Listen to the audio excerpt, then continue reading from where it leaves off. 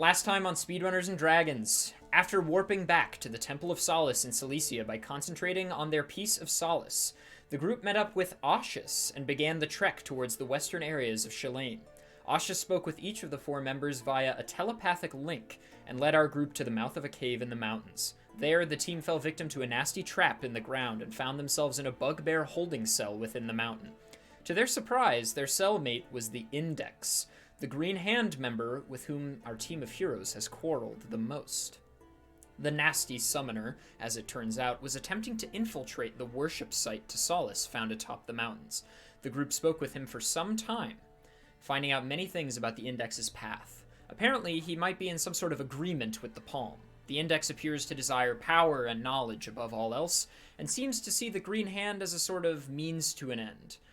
He knows the Palm needs him and receives Zellarian power in return. Our heroes, along with the Index, escaped their hearing with the Bugbear panel, where they were to be eaten, and made a mad dash out of the caves. They fought the apparent chieftain of the Bugbears, escaped from this worm-like creature. It was amazing, and when they exited the caves, they found themselves in the presence of a large man in gold armor fighting some bugbears whilst protecting a very ornate carriage.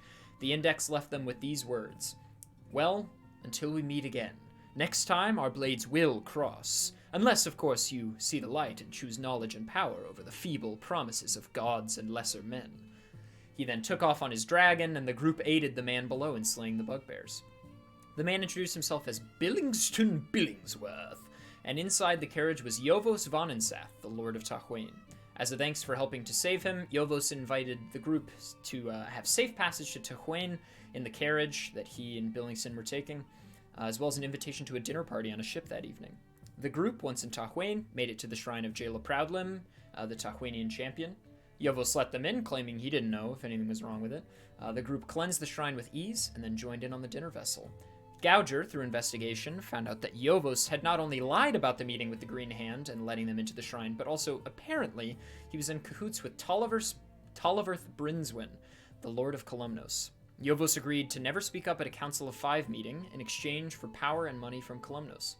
And lastly, at dinner, there was scandal when Yovos' napkin had a Green Hand insignia on it. It turned out that one of the dinner guests was a Green Hand member in disguise. Shocker, I know.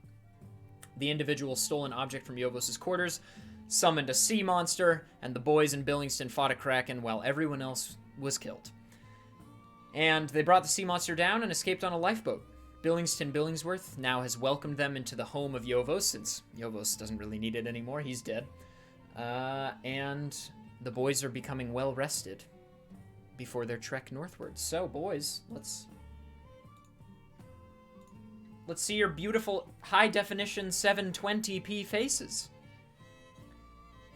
Nice, Danny. How's it going, guys? It's good. Going great. Good to be back. Oh, it is good to be back. Mm-hmm. Yeah? Okay. Good morning, Patrick. Good morning, Patrick. Good news, you won't have to do anything for a second. So our 4 heroes find rest now in the living room in the late Yovos' grand estate. The night's encounter at sea becomes a distant memory as the group begins to see not a raging oceanic beast, but their own dreams. A fireplace falls soundly to sleep on the back wall, its smoke rising up the brick chimney. Near the fireplace, Lucius, too, has drifted into a deep sleep, whilst sitting in an armchair, having finally removed his clanky mail armor. Above the fireplace lie the insignia of Tahuin and several portraits of Tahuinian leaders long past. To the right of the armchair, opposite the fire, Gouger lies fast asleep. Only taking up a third of the couch lengthwise and half of it widthwise, he may as well be in a king-sized bed. Near the smoldering fire, Grum lies on the ground, completely passed out, spread-eagle, and snoring very loudly. Our heroes seem to be finally sleeping soundly after many days of constant strife, earning that well-earned sleep. Caius, you too were able to fall into a peaceful slumber, for a time. Having fallen asleep on a chaise lounge near the window in the front of the room overlooking the city, you first dreamt of home and your parents. You see green pastures and are filled with thoughts of Solace and his many gifts. After being asleep for 2 hours or so, however, your dreams turn to their all too familiar tone.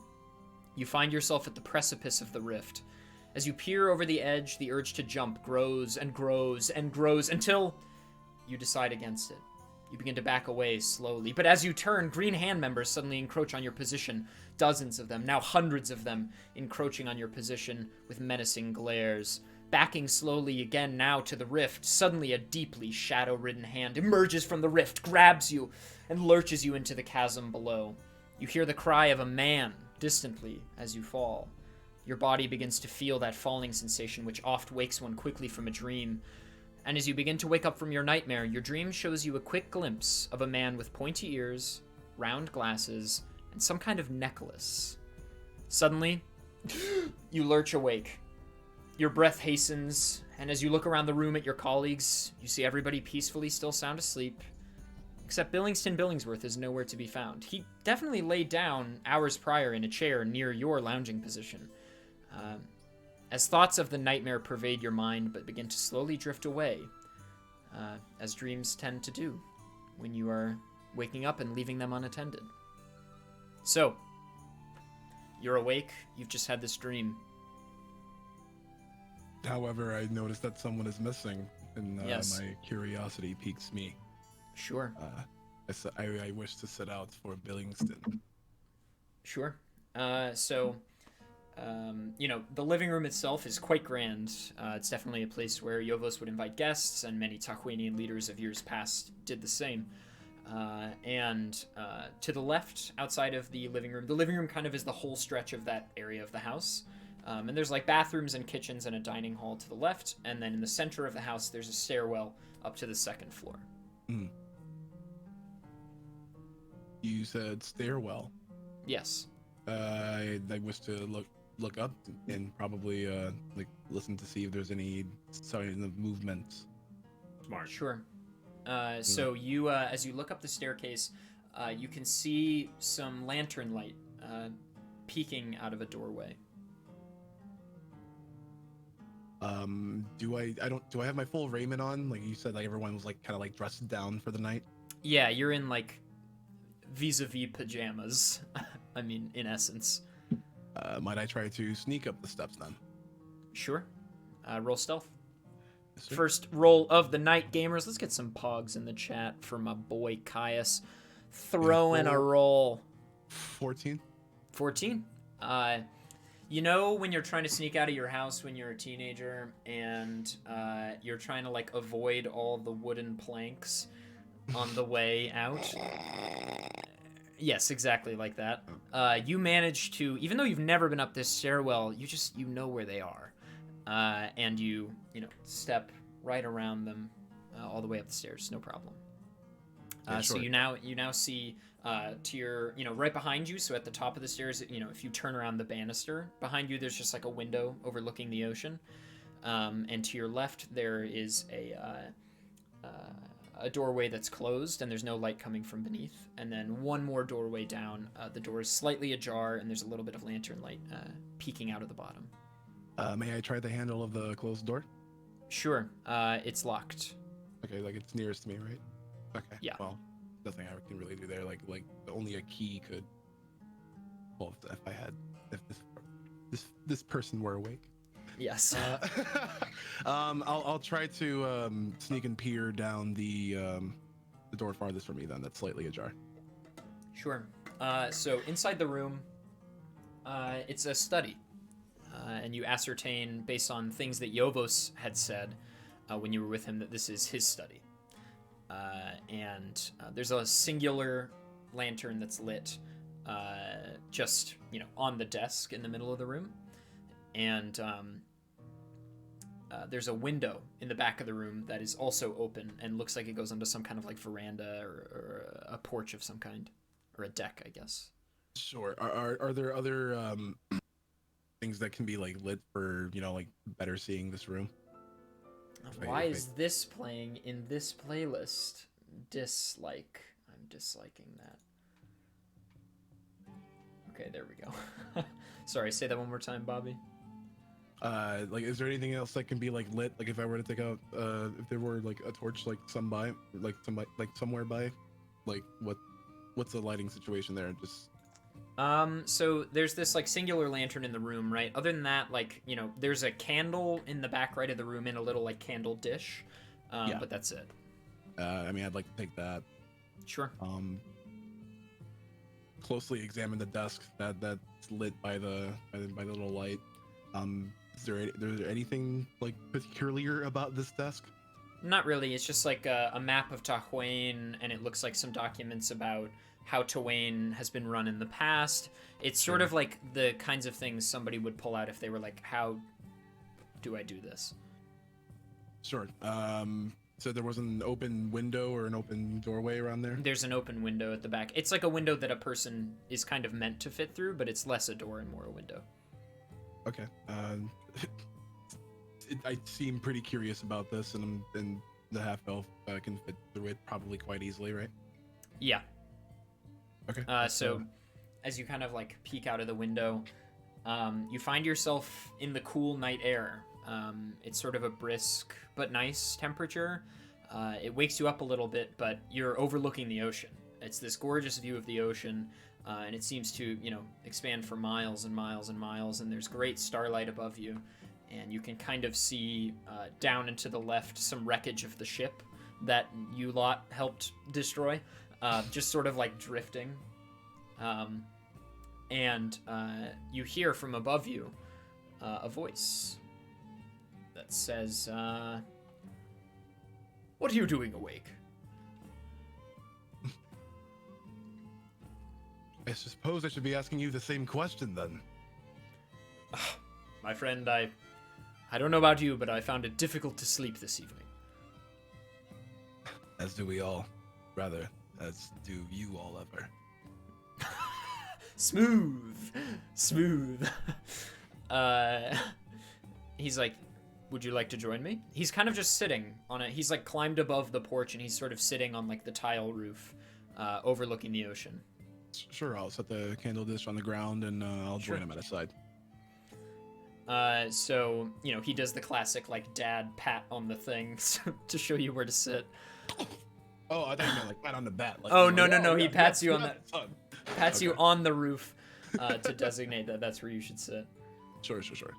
And he says, "What woke you, my friend?"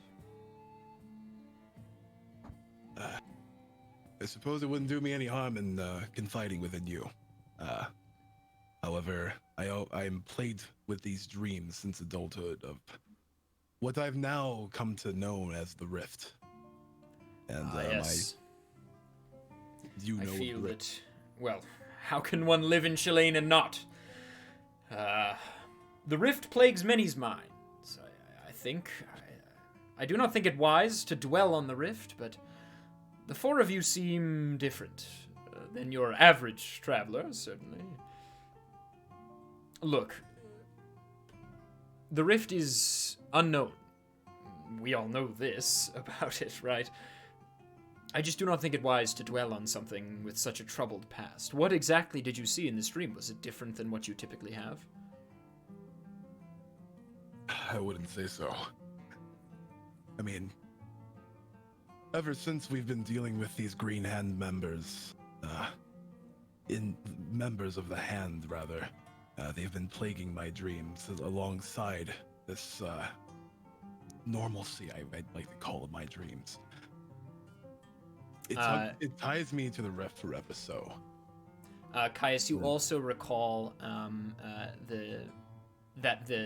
since we haven't talked a ton about your dreams in depth, this particular dream, that like cry of that man and that vision of that man that you saw towards the end of the dream is very abnormal. Oh, right. So the strange dream was incredibly peculiar, for I heard the call of a man. A man? And I think it to be about the man of. Well, I have one of these two books with me ever since we started this journey. Yanran, his name was, an elf. Milishar. Of Milishar's Journeys into the Rifts. So you are familiar of this book. That I am. Are you studying him? I'm studying him, his findings, and however to his peculiar, well, yeah, his findings about the rift intrigue me. And I've always been intrigued ever since I had been having these dreams. So with this text, I feel like I can stay connected and attempt to find what he tried to find. Be careful. But I feel like he could still be within the rift, and that's where he disappeared too. And that's another reason why it tugs me to the rift. An interesting theory. I mean, when Milishar disappeared with his entire research team, it was quite the scandal. And, I mean, all of his findings from that last day were completely lost. You know, he ventured deeper and deeper into the rift almost every day. It was only a matter of time, most scholars would agree, before he just plop fell right in. It's a shame it took his team with him, but this is an interesting theory. You think he's alive within the rift? No one knows how deep it is. But no one's ever returned to tell the tale. However, that text that's with me, it gives a lot of credibility. And through these really abnormal times with Hand and our time crossing that bridge and just feeling what comes from the rift, that pulse, this all might be connected to it somehow. And I know Milishar's there. Well, I wish you the best, and you must keep me updated. I would like to ask your counsel on something. It seems that although Tolliverth of Columnos wants to gain more power in Shalane, he isn't with the Green Hand, right? We need to call a meeting of the Council of Five, and I'm afraid... Well, we usually meet twice a year, but calling a meeting off-season, as it were, is quite difficult. The trouble is, such a call requires 3/5 of the council to agree to the call, and I'm afraid Tahuin doesn't have many friends right now. Impor boss hates us for being silent at meetings, Columnos won't be happy that I've taken over Yovos' seat, and we've no contact with Tiber or Shalos. You seem well-traveled. I'm curious if maybe the lot of you could help convince the others. I suppose I could see what the three of us could do, or rather the four of us. I always would like to include myself on these things. However, I'm sure with our powers, I mean, we've completed a lot of tasks before, and yeah, I feel that we can do this. Very well. You should get some sleep, my friend. Here, take this. And he hands you a small hempen bag, and it's filled with herbs, and it has 2 big bees on it. Good branding. He says, a secret family recipe for falling asleep. You take it, and you bring it up to your nose, and you take a whiff before you drift off, and a more pleasant sleep you shall never have had. Then I will take this immediately. And keep it. I have plenty. Well, thank you, and I bid you a good evening. Thank you. Of course, my friend. And he says, and he's like, and don't worry about me. I'm having one of those restless nights of thought where it feels it might be better to just accept that I'll be awake. There is much to think about, and so little time during the day. Don't you think? So many people coming and going. The night provides true solace. I'm Billingston Billingsworth. And then he just looks up into the sky. And the camera pans up. Yeah, exactly. JRPG style. Next day. Yes. So Caius, you return to the living room. Nothing has changed. The boys are still conked. You fall asleep with these herbs you have a beautiful sleep.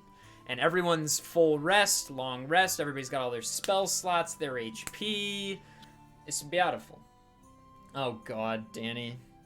Now that is a pun that requires you to have liked this show to think is funny. When the 4 of you awake the next morning, you wake to the smell of fresh bacon and toast, as seems to be a theme on this journey. Everybody cooks you breakfast. And you hear from the kitchen, boys, get ready for a famous Billingsworth breakfast! And, as you sort of mosey on over to the dining room, it is not in vats as it was last time, but you have a proper meal in front of you, and you fill your stomachs with a splendid breakfast as Billingston tales of thwarting criminals in Columnos and bashing the heads of drunken idiots in bar fights brings smiles to your faces. For a moment, all is right in the world. As you finish your breakfast and procure your gear, Billingston offers to walk you to the city's gate. The walk is relatively uneventful, as the city is just beginning to wake up.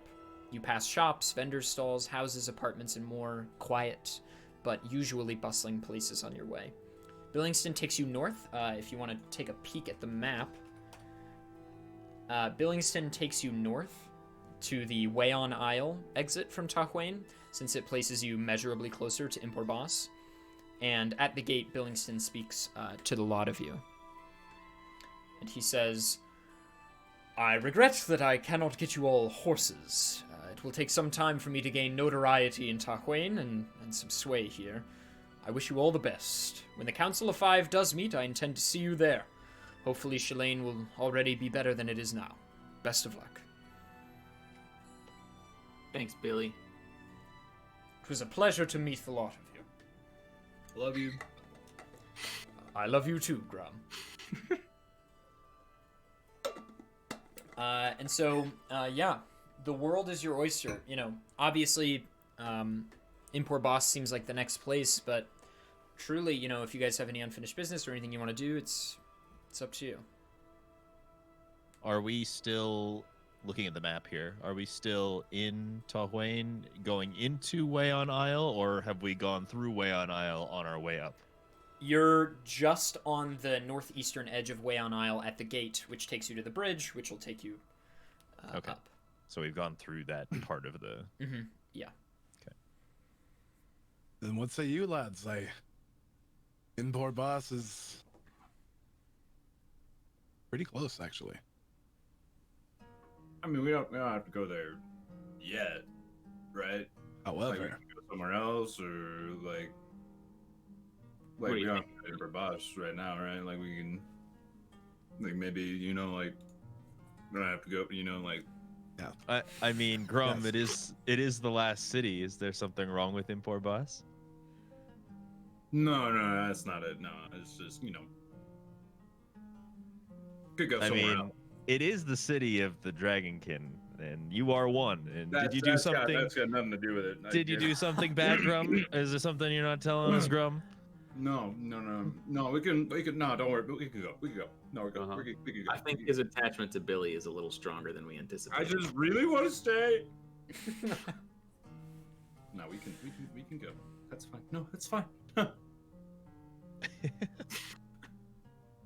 I can see the mountain from here. You can, actually. It's well on the horizon. Doesn't the call of home? Don't you want to heed it? This is home. This is the mine. You see, I woke up with no memories upon the bridge leading to this town.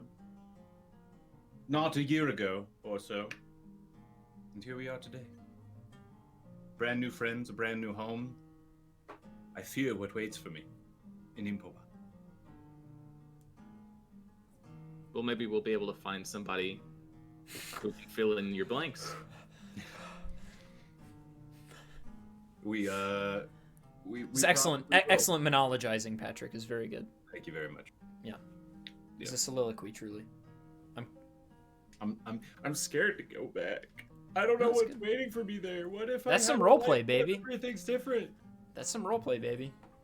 That's what we like. That's what we like. That's the stuff that makes my heart happy. Well, ultimately, it's up to you guys. Oh, we're going. I'm Hell ready yeah. to go. I was sprinkling in some roleplay, I love it. Exactly. So the walk Exactly north right. is one which we can change to the adventuring playlist. Let's do that. I already got my adventuring playlist up. My Spotify keeps dropping it. Like every time the song changes, it just stops playing. Yeah. It might be because it's not in a proper listen along. Sorry. I'm not gonna try to fix that this moment. Sorry. No biggie. So the walk north is one which shows a marked change in the landscape. The air around you gets colder by the minute, and the farther north you go towards Impor Boss, it gets colder and colder and colder the further north you go, and it doesn't take long before you can see the snow-capped mountains of said city in a more full view on the horizon. The trees, too, change from their familiar deciduous form that you see all across Shalane to a more uniformly coniferous breed. And, the mountain range that Impor Boss sits in, you can kind of see it very grandly now. The city is still, hidden within the mountains and the clouds, but you're beginning to see the roots of the mountains. And after some time walking, it begins to lightly snow. And the dusting on the ground begins to become apparent, a light blanket of white over the evergreen nature of Shalane. You begin to walk up a rather steep hill and begin to hear something. Everyone, roll Perception. Oh, Perceptione. Mario, a steaming pile of Perceptione. Hello, Mario. Somebody touch my spaghetti. That is one of my donation and bit alerts. Is it really? Yeah, for $6.90. Ooh, nice. Nice. Nice. Thank you. I rolled a 3. Oh, baby. Yeah. Oh, yeah. Devin. Dangers. 8. Okay, Bobby. 8. Nice. 8 boys. And I'm gonna Brian. round out the curve with a nice 6. all right. Great. Looney And remind Tunes. me again, Lucius, what was your roll? A 3. Okay, all right. It's a hill. Definitely a hill that you're on. Are we getting? Is this test being curved? Does he even know if it's going up or down? Like it's just a hill. He's Well, not sure which way. He's like, where the we? gradient of the ground you are on is positive. That much you can discern. Aside fun? from that, it's snowing. That too you notice. True.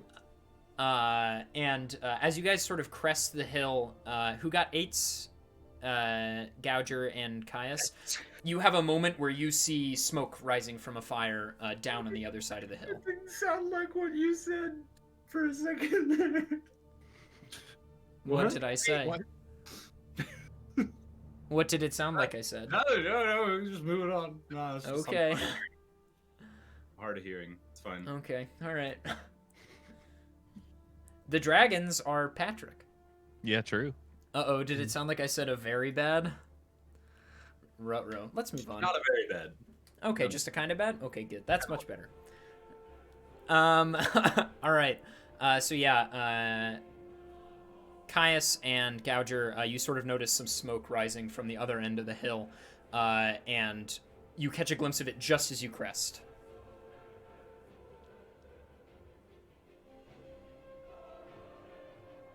Any Caius? thoughts? Caius, do you see that? Not since the first episode have we had such a moment of uninterrupted pause while nobody knows what to do. I'm looking at him, he's looking at me, I'm looking at him, he's looking at me, I'm looking at him, and I'm looking at the snow. Okay, in the interim, when you guys are kind of just looking at each other and you crest and don't really make a decision, you too late notice that there are 4 green hand cultists sitting at the fire below, and they whip around and they see you. And Oh. notably, these 4 individuals, you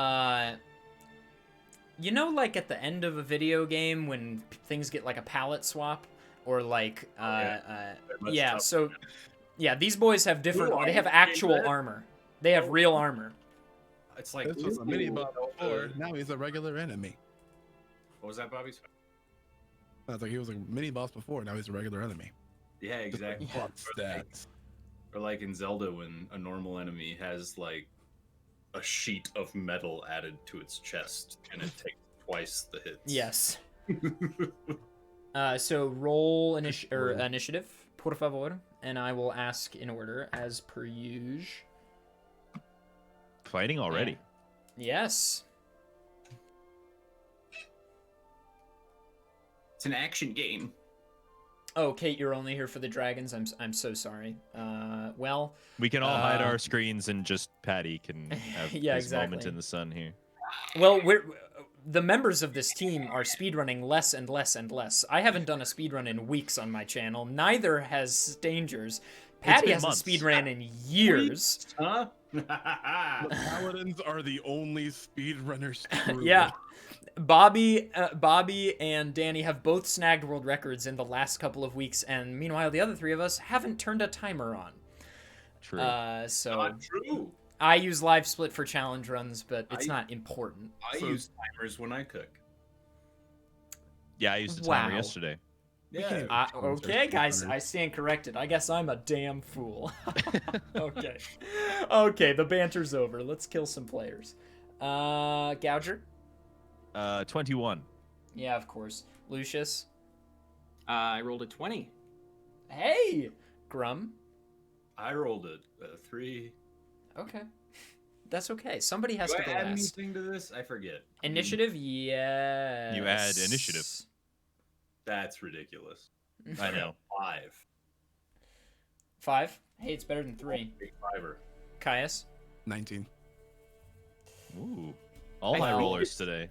I think this might have been the only 20 I've rolled in the entire campaign, actually. I can't think of it. No, you've crit. You've crit Have before. I? Yeah, you've Okay. crit for sure. I think you crit on one of your big, like, 30 Yeah. dice roll turns. And Oh, maybe. On Yeah, like yeah, level yeah. 2 when you were doing 30 damage with your Yeah. searing smite. Yeah. All right, Gouger, Mr. One Short Bow Arrow kills a Kraken. Let's I mean, I might just disintegrate somebody today. Who knows? let's hold our proverbial horses. Gouger, you're up first, as is customary. As Those is tradition, yes. Well, oh boy. Assassinate means that I get crit on, or I get advantage on my first roll Sure if I does. attack before creatures haven't. So, or creatures have rather. Get him! Wait, what are we fighting again? 4 green Four hand cultists. cultists with better armor and better weapons. So I'm shooting my short bow at them just immediately. Sure. Does a 23 hit? Yes. Yeah. Who are you aiming at? So it's like a square of cultists basically. There's 2 very close to you and 2 just opposite them in the fireplace on the corners basically. Are they lined up in a way that I can do a piercing shot? You are from above at the crest of the hill, so no. Rats. Well, it was worth a shot. Okay, so I mean, I'll just aim at the closest one then, on the left side. Sure. It's a hit, my friend.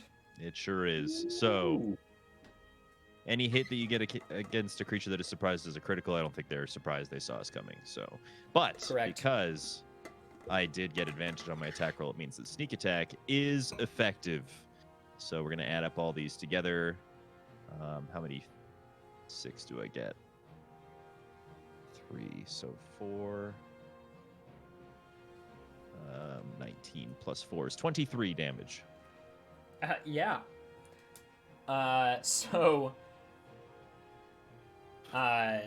You draw and fire, and it catches him right in the waist, and he sort of lurches over, and then he unsheaths his scimitar, and the other 3 follow suit. They got some miters, huh? Yeah, they do have Semiters. Some miters. Yes. And I will just. We're still yeah. kind of far away, right? Like, how far? You're 30 feet up the hill. Okay, then I'll just stick there and not do anything else. Cool. Up next is Lucius. Okay, I'm gonna go ahead and do something I haven't done before, and cast Bane on these dudes. They all must make charisma saving throws against. I am the League of Shadows. Against what is it? I think I 17. don't know. 17. They have to. What's happening? 17. On what? Charisma saving throws. Okay, I was busy trying to do a bit no one cared about, so if you could let me do that, that'd be great. League of Shadow. Next time. No one What gets was your it? response. It's Dark Knight Rises, baby. Should I do a more recognizable line?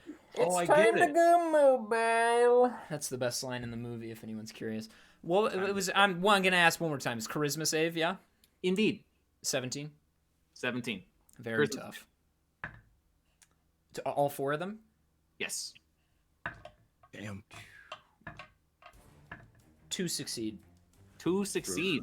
Yeah, the guy that the guy that Gouger just hit succeeds. The guy to the right of him succeeds, and then the 2 back ones fail. What's the result? So the 2 that fail for the next minute subtract 1d4 from any attack roll they make against anybody. Wow. Okay. Very neat. Is that? Do you get a bonus action after doing that? I do. I'm going to cast Hunter's Mark on the one that took damage. Okay. Up next is... Unless you're moving. I'm going to stay where I am. Cool. Caius. Awesome. Also, as an aside, I just wanted to say, if you want to do a good impression voice, all you need is a hollow cup. And all you need to do is talk like this. And then you will do a successful Bane impression. That's amazing. I love that. Doctor! I'm gonna Tell do that. them! Oh, I need hold to on. get- I did something with. Oh. There we go. Alright, Caius, it's all you, baby. It's all Alright. you. Oh, wait. Sorry, Mr. DM. How far away are they? 30 feet. 30. Okay, then I do stay where I am. Okay. Which is just an applicable range for my short bow. So I shall raise it so and draw forth to the one who had just suffered damage at the hand of... I'm sorry, Galgia. All right, there we go. I'll stop. Okay. It's very good. but I will roll and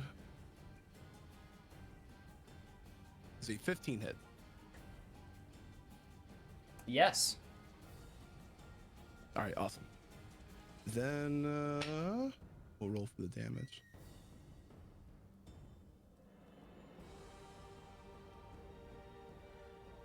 I'll just be 8 damage. Okay, this is your short bow? Yeah, not the. Not the oath bow? Yeah. So you draw, and similarly you shoot, and it hits right in the same spot where the one Gouger shot hit. You know, the Robin Hood split the arrow. And he flops over dead.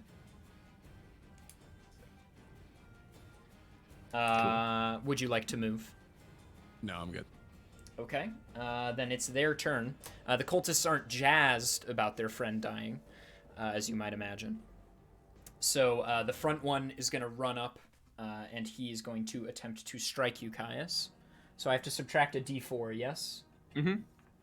Wait, is this the front one? The front Yeah, one the front. succeeded, right? Oh, yeah, so he doesn't have to. Thank you. I got you. Sorry, Caius, if you die because of that. Okay, well, he's not going to deal like 100 damage. It's a hit. That's For a hit? sure. How much was that? It was 24.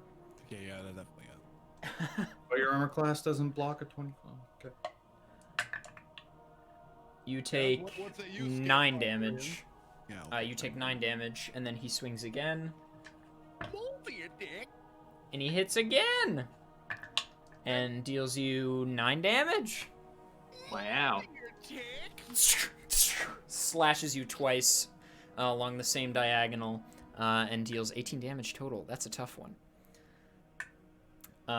So then the back two are going to run up and get in position behind that one. So they're sort of like in a triangle shape up the hill towards you guys. And they cannot make it to you. But it is now Grum's turn. Okay. Well, by the power of Hajoldnar, Yes. Of course. I have the power. Doubly so. Which two are you Got going to hit? I guess I'll throw it at the further ones that didn't attack and aren't right Okay. in front of me. So the back two that are not close. Yeah. Okay. Let's do that then. How do this? Okay. Wow. That's a 20. That's a 20. That's a nat. A 20. nat. Let's go. Let's go. Right there. So that'll hit. No. The first one at least. I gotta roll again. Oh, not as good. Oh. I rolled an 8. That's gonna be. Where am I looking? It's gonna be 13. It does not hit. Okay, so the first one. Double dice.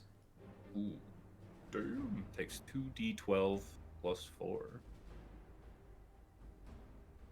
That's 10 and 5 for 19. Looks like. Let's go. So you, summon the axe in your hand, and it like slits on his chest. Oh, 20 and then- actually. Sorry, bad math. 20 damage, sure. Yeah. And it whizzes around the second guy. He just like managed to duck out of the way, and it flies over his head. Returns to your hand. You catch it, and it evaporates. And it has done a hearty chunk of damage to this individual. Yeah, good. And it is back to Gouger. All right. Now that they are closer, is there any way I could? Is there any way that I could line them up? Yes, please, Patrick. Sorry. No, it's okay. Oh yes. Gouger on the head, like, hold on, little buddy. Gouger with his bow. Come on. I know. Let me at him. Let me at him! No, come on! I get to do. There's still the guy right in front of me, right? Yes. Okay, then I'll. You do slap. sacrifice your movement action to use the hand axes. Right, but he's right in front of me, so I can just slap him with my glaive. afterwards, Yes, right? you When I sure second can. attack? Okay, You sure can. then we're gonna do that. Please. That's it. That's a nat 20. We're big time rolling tonight. Oh my goodness. Big time rolling. That's D10. No. 2. Plus it's gonna Double the be- dice. Oh yes, forgot. 2d10. Okay, so that's gonna be 3 total.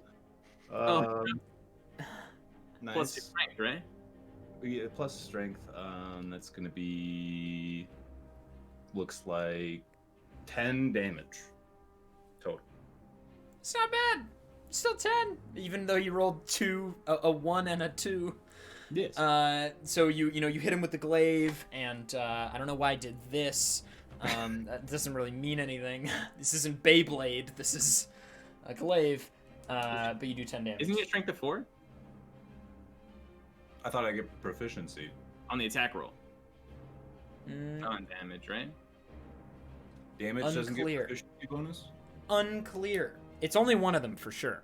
Yeah, it's definitely proficiency on attack rolls. Oh, Proficiency plus strength on attack rolls, and just strength on the hit.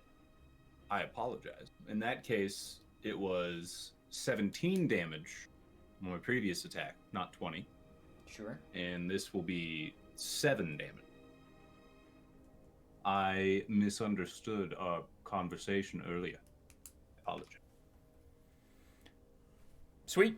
Gouger, it's all you. All right. And then I'm mad. I'm enraged. Oh, nice. Yes. That happens at the end of the turn. He angy. No He talky. No talky angy. I rolled a 1. Now that they are closer to us, is there any way to line them up that some sort of piercing could happen? If you move to one of the diagonals so as to get collateral damage, sure. Sure, I'll try that. I want to. Aiming through the guy in front of us. Yeah. Yeah, but you'd have to through the guy in front of you, you just have to move like 45 degrees. Yeah, that's the idea. Because I'm going to shoot the guy in front, and if I maybe do some sort of damage, maybe it'll do piercing to the person behind. I don't know. I'm trying something here. And also, my good friends are right up in that guy's face, so I do get my sneak attack if this hits. Do you have an ability to hit someone behind someone else? No, I'm just okay. hoping. Well, let's just see what the rolls do. Let's see what happens. Does a 23 hit? Yes. Excellent. All right, I do in fact get all 4 of my d6. I am 15. making a benchmark in my head right now for this one time where I'm going to allow this to happen if a certain number is reached. I won't tell you Cool. what it is, but you seem really impassioned about this, so I I'll don't let know. you have it. I want to try it for some reason. Okay, so total damage is 19 on the front guy. Just shy, my friend. It was I'm probably so 20, sorry. wasn't it? Yeah, it was 20. Yeah, Because it had to be well above average for Yes. 46s. Was that with your bonus already? Yeah, it was. Oh, okay. Well, then you weren't even close. I was thinking 46s without the bonus 20. Yep. And Yeah, it then was maybe 15. you could shoot an arrow through someone and then hit a second person. They have armor on. With Let's be damage, cl- yeah. Yeah, exactly. okay. How much damage? 19 total. Okay. And this is the front guy? Yes. And Patty, this is the guy you just attacked with your glaive, right? Yeah, I gave him a little slicerino. Okay. Yeah, he's not looking great. But he's still kicking. And that's your turn, my friend? I will disengage, I suppose. Just kind of, Okay. I can use that as an action, so I just kind of back up, disengage. Sure. Lucius. did the other 2 Green Hand members go when it was their turn, or was it just only one guy? They moved, but they couldn't reach us. Yeah. Oh, okay. Got it. They slow. True. It's all the armor. I would know. I will use a bonus action to transfer Hunter's Mark from the one that died to the one that's nearest to us. Sure.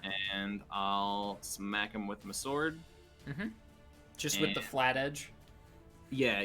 Just, actually the hilt. I'm just going to bump. Okay, yeah, great. Yeah.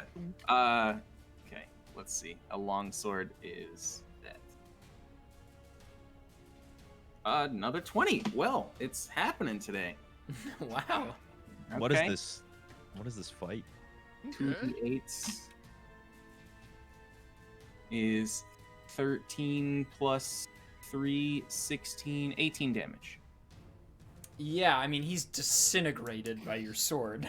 Okay, good. You slice at him and he just cleaves cleanly in two. Oh, I didn't even do Hunter's Mark, but I guess it's not worth it now. And the top of his body like slides down the bottom half of his body and flops onto the ground. Yeah. He's dead. I always liked when that happened to Frieza and his vision does the same thing. Oh, man. Is that your turn? I Or do you have want to use a- your bonus action? I used Or my your bonus second action attack. to transfer Hunter's Mark, but yeah, I'm going to use my second attack on one of the other 2 guys. Sure. That is a 19 to hit. Yes. Okay. And that's 1d8. This guy does not have Hunter's Mark on him. 10 damage. We'll And say this is the guy. the left one of the 2. Okay. And Great. I'm standing in his face now. Okay. This is it also the guy that failed the attack roll, right? Sorry, that failed the charisma saving throw. They Both of have. them did. Yeah. Oh, okay. Caius. All right. So there are only 2 left. And I think I. Oh, God. I accidentally focused you. I think I do like the idea of the whole piercing thing. Oh, Jesus Christ. I do wish. I suppose it's only fair to let everyone try. I wish to strafe and use my pike in a 2-handed fashion. And you're gonna use the pike to make a shish kebab out of these 2 guys? Hell yeah, dude. Yes. You were those fuckers. I will attempt to with an 18. You hit the first guy. Boo, DM, boo. Well, he hasn't done. If I'm keeping it consistent with this bonkers rule set I just made, his damage roll will dictate whether or not he hits the second guy. What about? Okay. I mean, the innate What is? damage Tell appears- me the possible dice for your pike. It's a 1d10 plus 3. Okay. What did you get on the dice roll? I got an 8. It's not good enough. It was 9 for this one. It's okay. And I'm not retconning this, I promise. Okay. Well, it's still. How's the other guy looking? So which way did you strafe? Did you strafe to hit the guy on the left or the guy on the right? I strafed opposite of Lucius. Okay, so the guy you just hit, how much damage did you do total? 11. Okay, he's not looking great. Okay. And yeah, I use my movement. And that'll be my turn. Okay. It is now the cultists. Obviously, they're just going to swing at the people next to them. You just stabbed him with a pike, so he's going to try to kill you now. And he subtracts a d4 from his roll, so he misses. And then the other guy's going to attempt to hit you, Lucius. Mm-hmm. Wow, he managed. What's your armor class? 18. 18. So he hits you. Wow. Even with minus 1d4. Yeah, this man rolled, dude. Well, he's gonna. All right. We're gonna do their multi attacks in a second. It was. Multi-attack. You take 11 damage.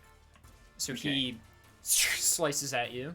The guy's gonna attempt to attack you again, Caius. That's Can a miss. Wait, Yeah. the guy that attacked Caius is attacking Caius again, or the guy that attacked Yeah, him? I did them in a weird order. They're just both doing their attacks and then their multi-attacks. So, I have a question. Yeah. If someone's trying to do a multi-attack and they hit me with one of them, can I use my reaction in between their multi-attack? I think multi-attack is one action, so I don't think so. That makes sense. I'm pretty sure it's one action. Because unless you have a designated second action, multi-attack is like a designated thing, I think. Okay. That's what I'm going to say for now. Were you going to return his attack to him with your special... Yes. Yeah. I mean, you can do it after the second one if you want. Since it's one action, you can return the first half, even if he misses the second half, I will say. Got it. He misses the second one. You're welcome to return the first half if you want. Okay. No, I'm just not going to. I'll save it for later. Okay. He's not worth it. Wow. Yeah. And Caius, we already did the second attack on you. Grum, it's all you. You're muted. Give me a sec, man. Okay. Oh, I'm sorry. All right. Who's alive? Who do I need to? Who you want me to kill? There's two of them. There's two of them. There's one near Caius and one near Lucius. Okay, so that means they're near me because they didn't move, right? Did you guys? Yeah, move? I mean you can reach either of them. Okay. So I also want to try and pierce. You don't have to. You have an ability that can hit two people.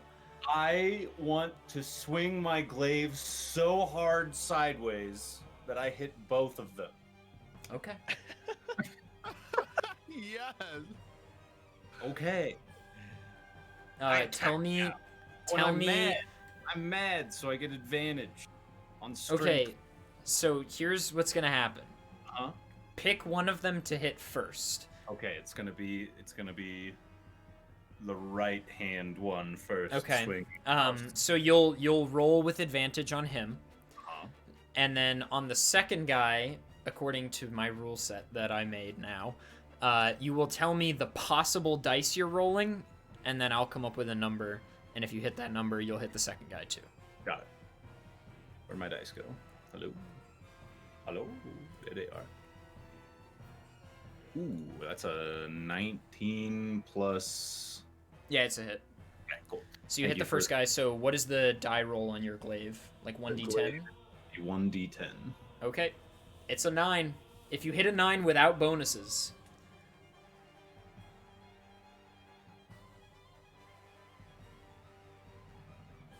It's 4. Okay, well, at least you're honest. It's a 9. it's a 9 if you just complete the top. I did it wrong. I thought it was a 4 because Yeah. oh my bad. They're the same. Okay, so that would be 8 damage, I guess. You obliterate the first guy. But it you're doesn't go through. Okay, sure. no, it goes through, but you don't hit the second guy. Look, I would say I don't make the rules, but I actively do, so I don't really have a choice here. Shit out of the second guy with my second attack, anyways. Oh wait, Mr. the guy D- on the right. Hang on, wait. You might not have actually killed him. I can't remember which guy's which because I didn't label them. Lucius, The did guy on you? the right is Caius's guy. Yes. And Caius, how much damage did you do last turn? 11. Okay. Yes, you killed this man. This man is dead. Racking him up. Yes, so you... And then he falls to the ground and dies. Just an animated death every once in a while. Hey, Zeldamon, thanks for the sub, man. Appreciate that. Welcome back to the Pants Brigade. Let's get some pants in the chat room, please. There's one guy left. I'm And gonna. I know you are. I know you are. Power of the Goldener. I have the power. Sure. And ooh. Shit. Do you have advantage from rage? Or no, it's not a strength check. No, it's Dex. All right. Well, does an 11 hit this armor? Not this time. Not this Good. time. I will very sadly sit down and say someone else turn now. Okay. Gouger. This is my turn to turn to Grum and pat him on the head and say, "There, there." And You then can reach? I pull Oh, my he's short sitting. bow. He's sitting. Yeah, he sat down in dejection. So on his tippy toes, he can reach my head. Yeah. Exactly. Well, I mean, I'm just gonna do the thing I do. Shoot him. I'm gonna shoot the guy. I don't even think I need to ask if that hits. I'm just gonna say yes, it does. You can tell us what it is for fun. It's a 27. Okay, well. Yeah. Yeah, it's gonna hit. That. It's gonna hit that one. And then 18 damage. Wow. Yeah, I mean, you do a decent chunk of damage to this individual. Where would you like to shoot him? Is this a death shot? Is he dying? Oh. No. Well, I don't want to hit him in the face then, because that would be weird. Just right in the gut then. Okay. And then he throws up onto the ground. Delicious. It's just delicious. And Lucius, it's all you. Finish it. Okay. Well, I'll just smack him with my sword. Actually, I'm gonna use Hunter's Mark as a bonus. I was gonna ask if you were gonna do it. Case. Yeah, I'll just use my sword. So let's see how that goes. I rolled a 17 to hit. That's a hit. Cool. And then I do 2, 11, 14 Jesus damage. Christ, Bobby, it scared the shit out of me. How much damage? 14. Yeah, how do you want to finish it? Straight through the lower jaw with my sword. Jesus Christ, okay.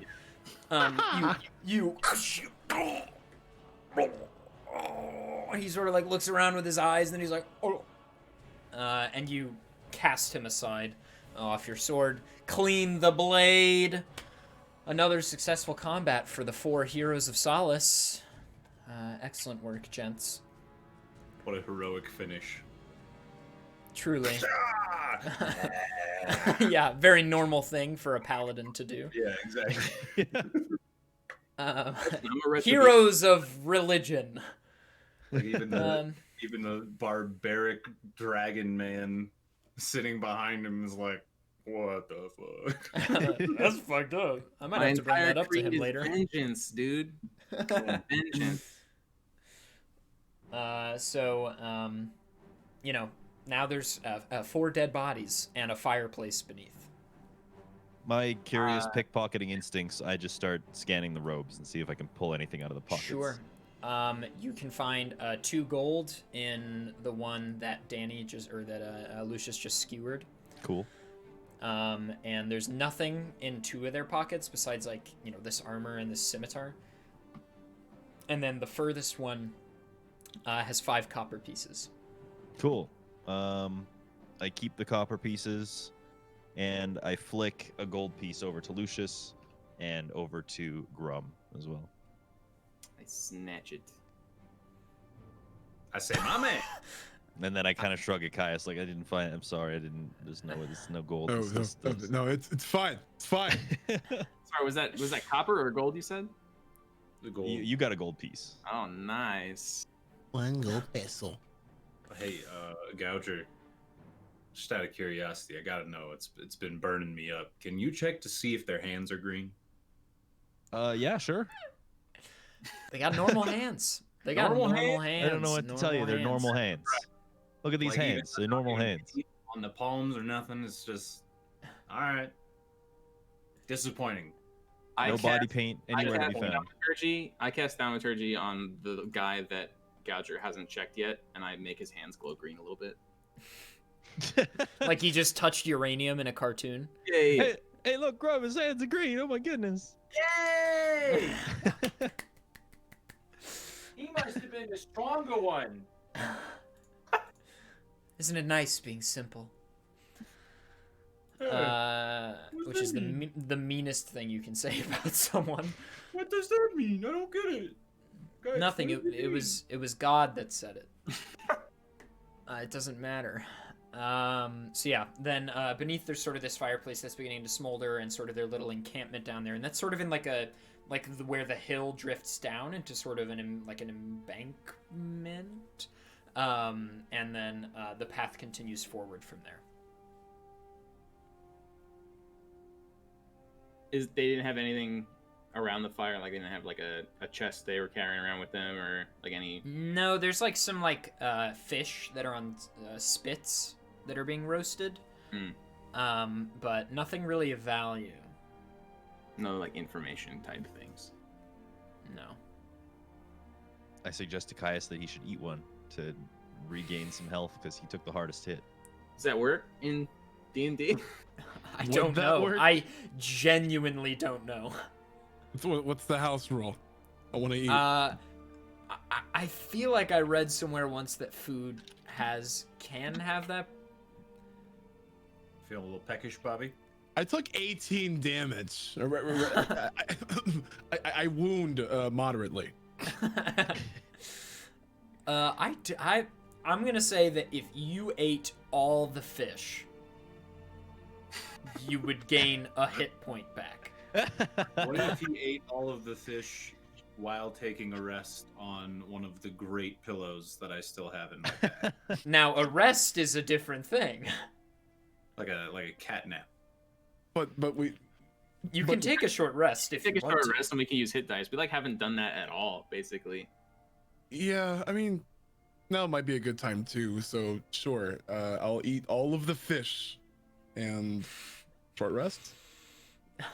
You just had breakfast too, so it is hard to wolf down this very average, freshly caught, non-seasoned entire fish, and several of them at that.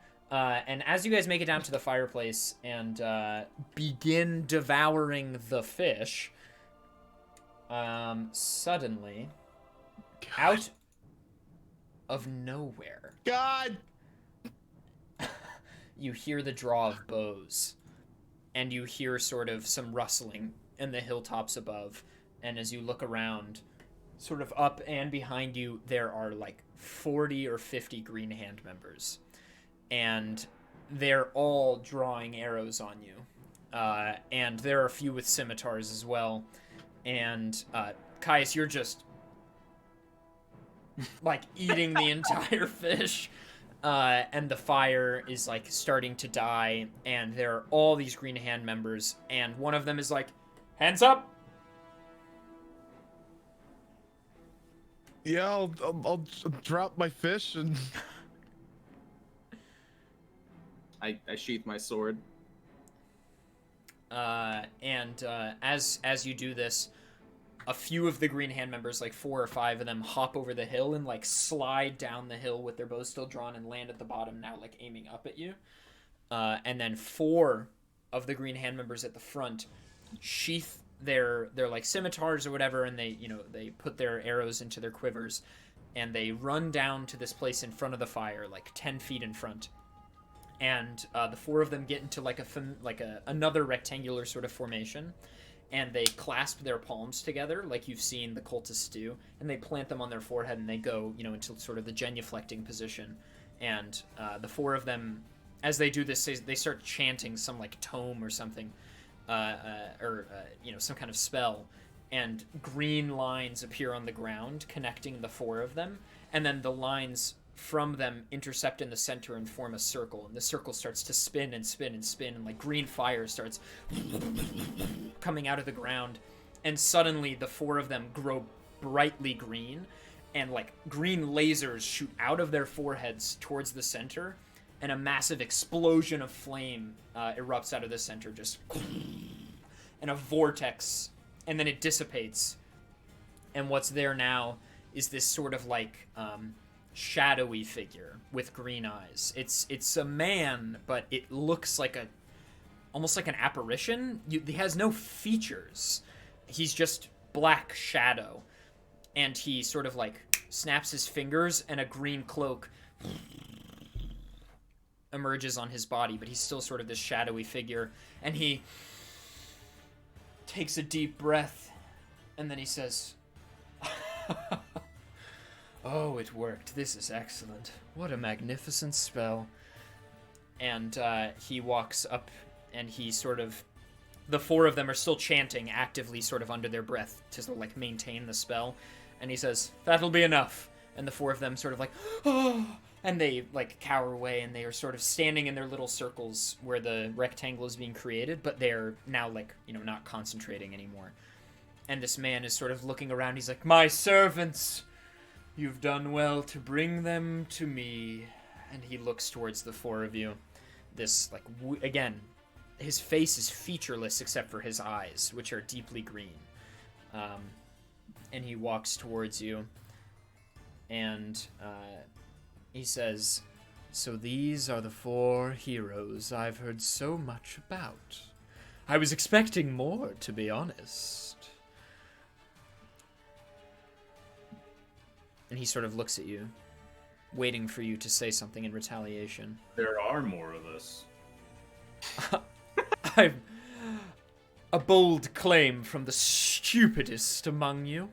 Grum, I've heard many tales about you. That's not Doesn't me. seem... Excuse me? I'm not Grum. A tall, blue-scaled, dragon-born fellow. All right. And at this point, one of them...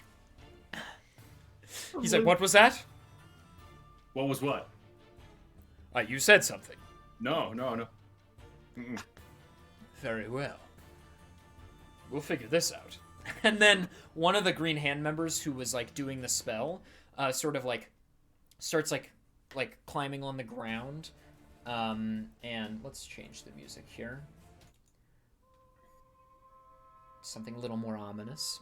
One of the green hand members that was doing the spell sort of, like, starts crawling over to this shadowy figure, and he's like, "Oh, my lord,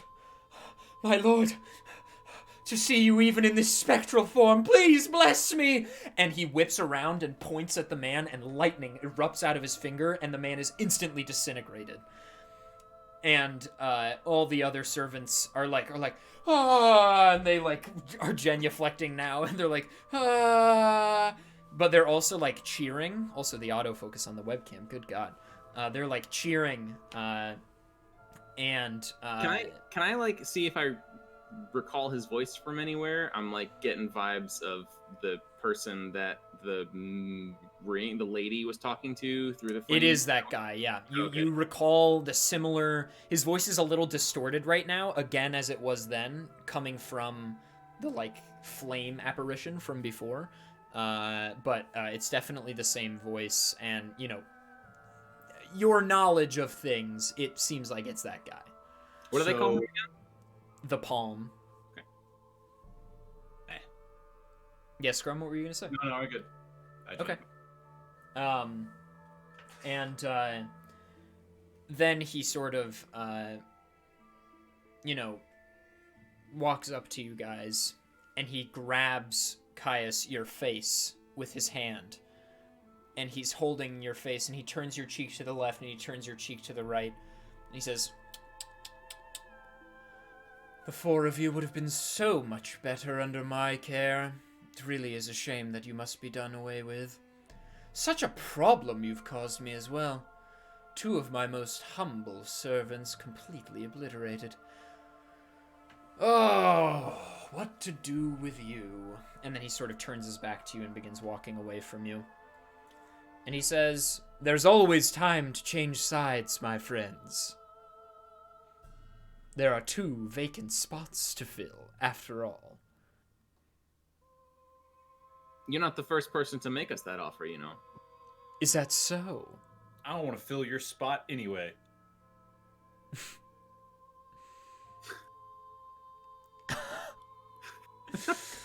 The conversation just comes to a halt. Yeah, he's like unsure what to say, and he looks back at you, Lucius, and he's like, "You were saying?" Your index doesn't appear to be the most loyal to you, and asked us to join his cause.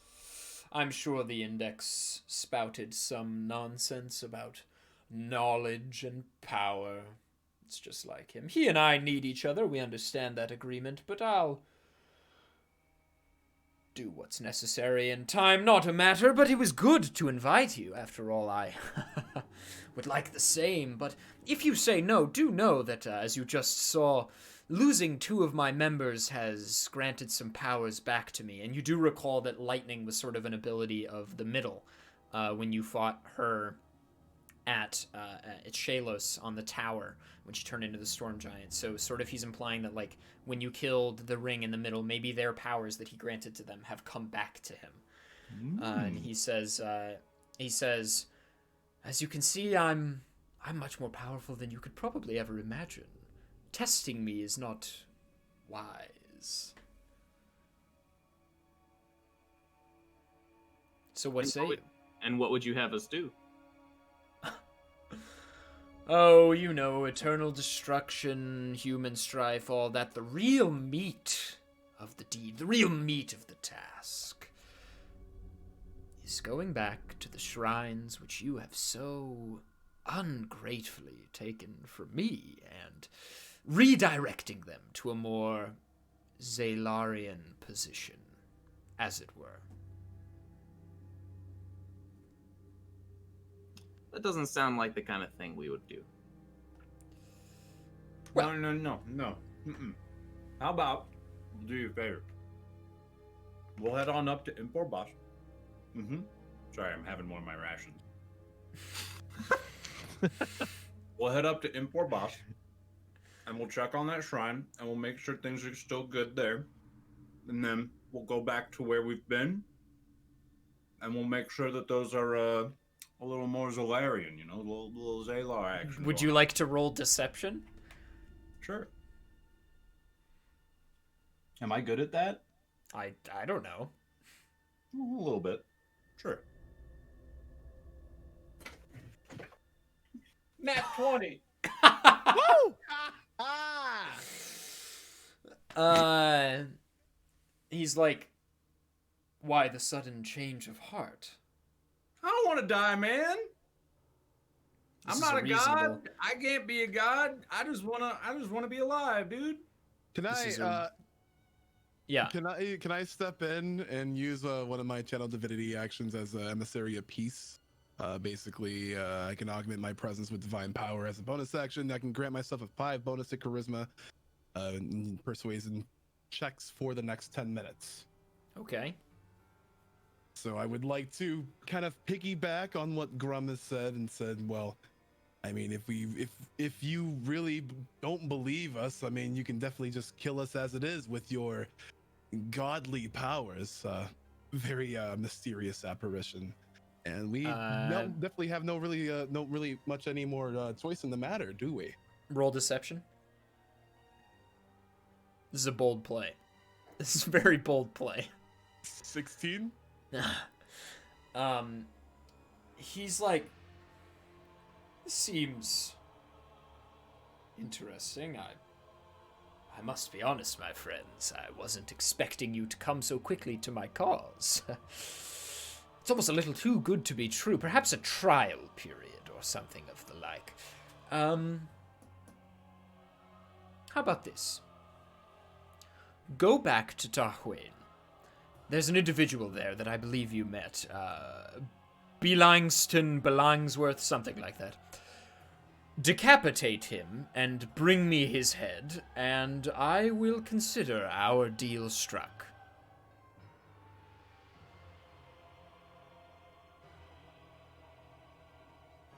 All right. Then you will let us pass. And you Well, I'll have several of my Green Hand associates accompany you along the way, of course. And by several, I mean a battalion. Essentially, you'll be leading a force of them.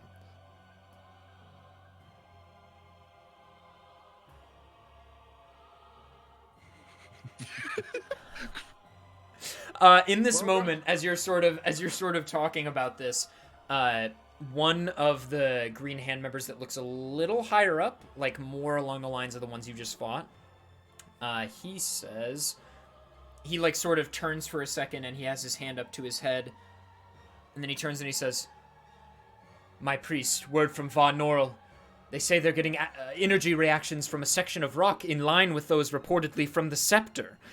And the palm turns, and he sort of and casts the green flame whip out of his hand that you saw the ring do in Tiber, and it clasps around the guy's neck, and then he brings the man close, like whips him into his hand. Now he's holding the man by the neck, and he squeezes tightly, and then he snaps his fingers, and the man catches fire and evaporates. And he turns back and he says, "So sorry about the interruption."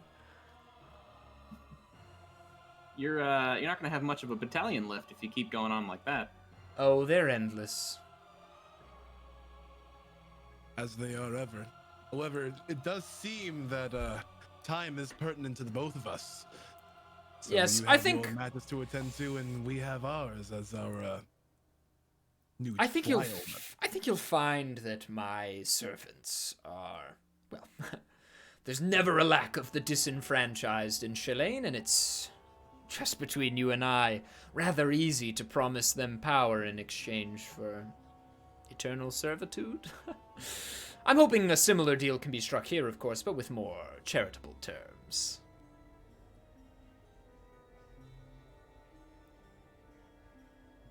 And real quick, as you're deliberating that, hello, Andy. Hey, thanks for the raid, brother. Welcome in, raiders. I'm gonna wait a second to give the plug, since people will get pre-rolls, probably. Hello, friendo. But if you're just coming in from Andy's stream, this is Speedrunners and Dragons, a live Dungeons and Dragons show that premieres every other Monday here on twitch.tv/adef, featuring Patty, Dangers, TheBlackastic, and Dannyb, and I'm their Dungeon Master. This is episode 8. We're currently in the head-to-head with basically the big bad of the entire campaign. They are currently face-to-face with an apparition of the lead villain, basically, called the Palm. And I don't know any of these people. If you are just coming from Andy's stream, if you could do me a favor and up in your URL, if you could change it so that it just says twitch.tv/adef and not the referral equals raid thing, and then press enter, that would help me so much. Currently in the middle of a partner push. Truly very helpful. You can also just click that link that Andy posted. If you're on mobile, you can follow the stream, close it out, and reopen it. Blah, blah, blah. But yeah, we're in the middle of Dungeons & Dragons. You're welcome to stay. We've got a few more hours left. It's nice and cozy, and we're having a good time. And the boys are currently trying to deceive, basically, the King of Evil into just letting them do whatever they want. And they're not failing? Like, they're not failing at this. But they are, the offer that they have on the table right now is to decapitate one of their best friends. So, it's a tough bargain. But yes. Yo, Anonymous Gifter, thanks for the 5 gift subs. I appreciate that. Welcome to the Pants Brigade, one and all. So yeah, boys, he says this thing about, like, the servants are endless. You know, he's always kind of, and this is sort of something you've surmised, right? It feels like how do these evil leaders amass power, right? Who do they appeal to? And with him, you sort of gather that he sort of appeals to, like, the disenfranchised, the poor, and people who hold and harbor judgment for others. And he sort of, he goes to them with this promise of power from this dark god, and he's like, I can give you everything. And they easily quell to his whim, and now you have a legion of very dedicated, very horrible people. Well, I'm gonna say to what do we call this guy? Has he told us a name of him? Like, we know. I think he's just wanting you to assume that you know who he is. Okay. He has many names, some of which he'd probably be more charitable. He'd want you to call him, like, my priest or servant of Zalar. The Palm might be too formal, he might think. Got it. Well, I ask him, what should we call you? My priest will suffice. After all, you will be joining the Order of Zalar. I hope you recognize that. You cannot be in the Green Hand without being a devout worshipper of the most important god. Well, as a religious man myself, my priest, how about, Billingston Billingsworth? He is one of the most well-renowned people remaining in Tahuin, and the city trusts him after his devout attendance to their previous ruler. Why don't we bring you him alive? And you can speak to him and potentially gain a foothold in the city through him. The proposal you've just given seems intelligent, right? It seems like the kind of thing I would go for, but I like to take more decisive action, and I'm getting very frustrated at this conversation. It's getting very annoying that I'm having to bargain with 4 fools that I hate. And quite frankly, I'm done. I'm finished. I'm done. And he just snaps his fingers and lightning evaporates one of his just random servants. And he's like, oh, I'm mad. And then he walks up to you. That one next. He grabs you, Grum, by the neck, and he hoists you with one hand. You're a big guy, and he hoists you with one hand, and he's holding you in the air. And he says, you saw what I did to the individual a moment ago, right? Prepare to die. And he says, I'm really quite sorry, but I'm afraid I must cut this meeting short. Goodbye, warriors of solace. And just as you feel magic emanating up his arm, a beam of light appears from behind him on the path. And Grum, you being lifted and very high, can see just over that there are several dragonborn sorcerers, and they're holding these staves with diamonds and like gems in the middle, and light is pouring out of the staves and piercing the shadowy recreation of the palm. And he's like holding on as much as he can to the spell, and the 3 guys that are still left in the square, he killed one of them, so the spell is extra hard to hold. They're like faltering, and he evaporates, and the shadow bursts, and like flakes of shadow start falling to the ground. And Grum, you fall, and you manage to catch yourself on the ground. And then all of the Green Hand members sort of look up, and there's a whole legion of Dragonborns, some running, some being pulled by carriages, some in like horses. There's like 60 of them, and some of them have arrows in there, you know, like shooting at some of the Green Hand members. Some of them are like coming in with swords and like cutting them, and it's just a bloodbath. And the Green Hand members that can get away run to the east. Can we join in on the blood bet? Sure. You each can just kill a guy. I mean, if you want. Hell yeah. I see a bunch of dragon people murdering idiots. I'm about it. Okay, yeah. There's a guy that's running by you, Grum, and he like slips, and he's like getting to his feet, and it was one of the guys summoning the palm. Ooh, can I choose how to kill him? Yeah, sure. Okay. I wanna be cool, like the palm was, and I'm gonna grab him by the neck, and lift him up. Sure. I'm gonna say, I can do it too, and then he's like, oh, okay. I'll use a little bit of my lightning breath to just kind of like right in his face. You can't control it enough, and it decapitates him. His head is like gone. He's like, it's like his head is deleted, just like, and the other Green Hand members around him are like. But then the Green Hand members that can't escape place their hands to their foreheads immediately at the request of one of the captains, who's like, you fools! And he's like, remember the sign? And he places his hands on his forehead, and the ones that can't escape do the same, and they all too familiarly incinerate themselves.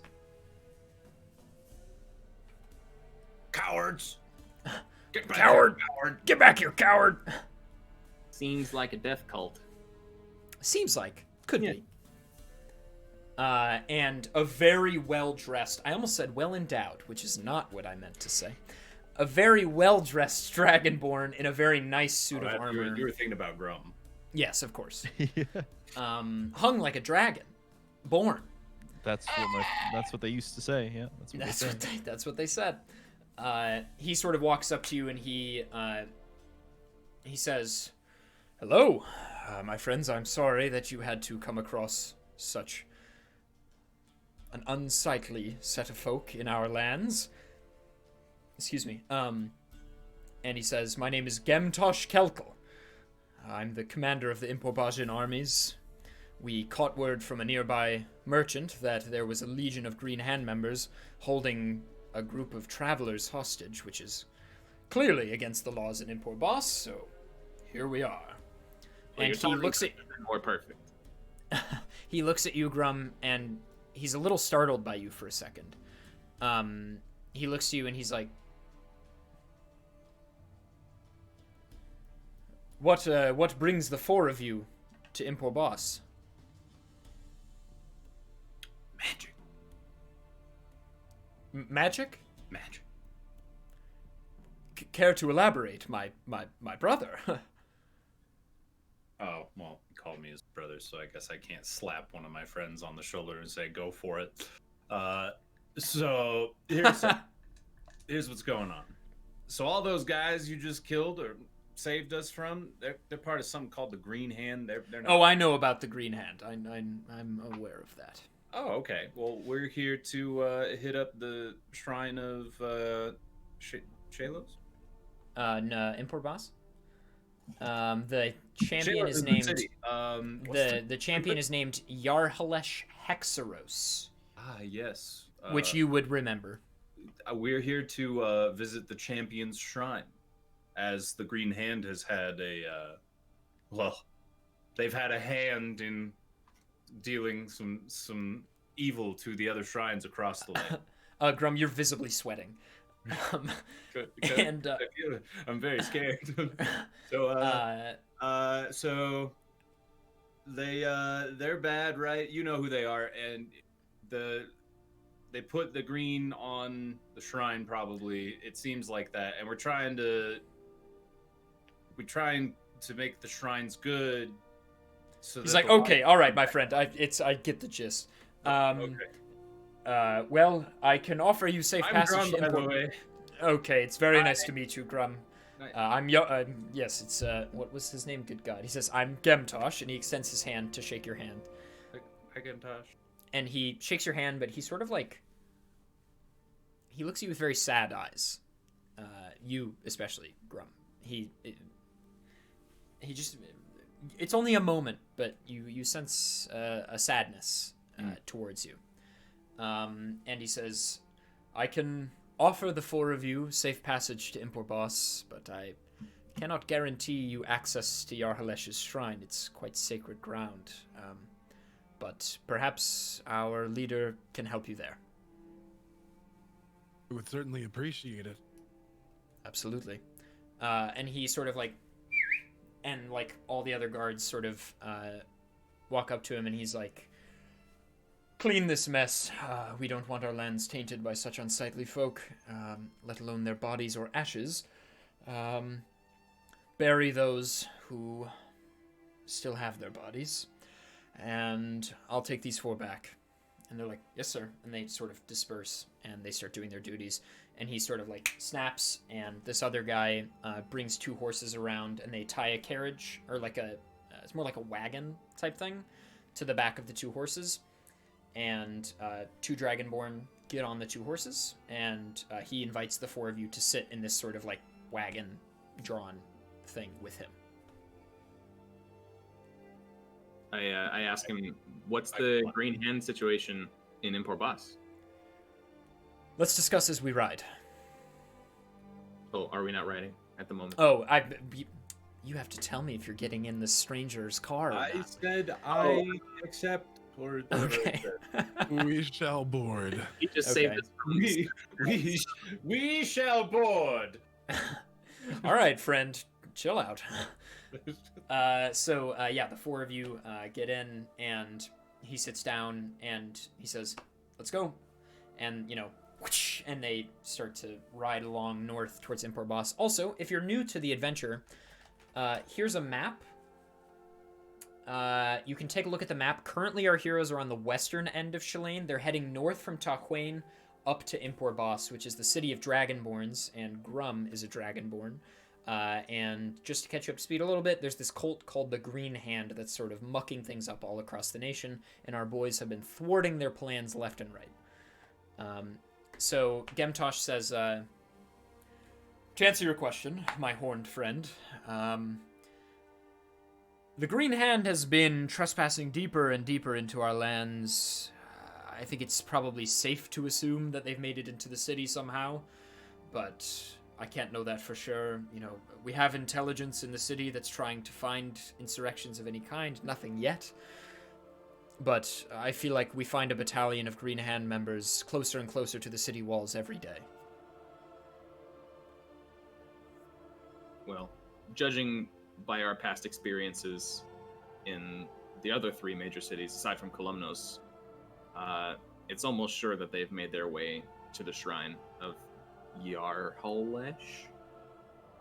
Yarhalesh.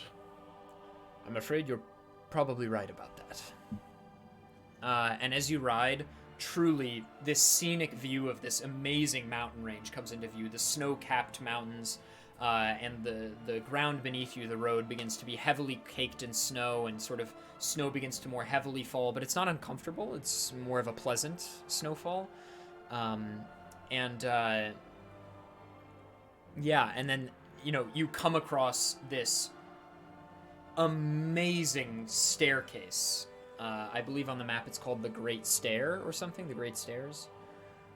And it's these enormous steps with like little tiny staircases to go up each level, and it climbs all the way up to this massive gate that looks very similar to actually Bobby's picture here. It's a massive stone gate with these stone pillars leading up, and this city looks ancient. It's clearly one of the, all the cities in Shalane are quite old. Tahuin probably gets recycled the most. But Impor Boss is one of the cities that holds its eldest structures still, and was probably, and those of you who've studied the history, you'll remember that sort of Impor Boss is one of the first cities that was founded, as the Dragonborn were one of the first races to find power in Shalane. And this is an ancient and storied city that people rarely visit due to its secluded nature in the most wild part of the country. And the horse-drawn carriage makes it to the base of the stairs, and Gemtosh says, "Well, I wish it were on better terms, but welcome to the grand city of Impor Boss." And he gets out of the wagon, and he starts trudging up the stairs, because evidently it's literally the only way in. Oh, we'll hop out and start to follow him, I guess. Yep. Sure. And the trek up, it is called the Great Stairs. Excellent. Thank you, Zeldaman. I mean, it's gorgeous. And to your left and right, the higher you go, the snowfall gets heavier and you can see less and less in front of you, but the mountains begin to climb and get snowier and snowier. The trees become scarce as stonework and statues of dragonborns become more prevalent.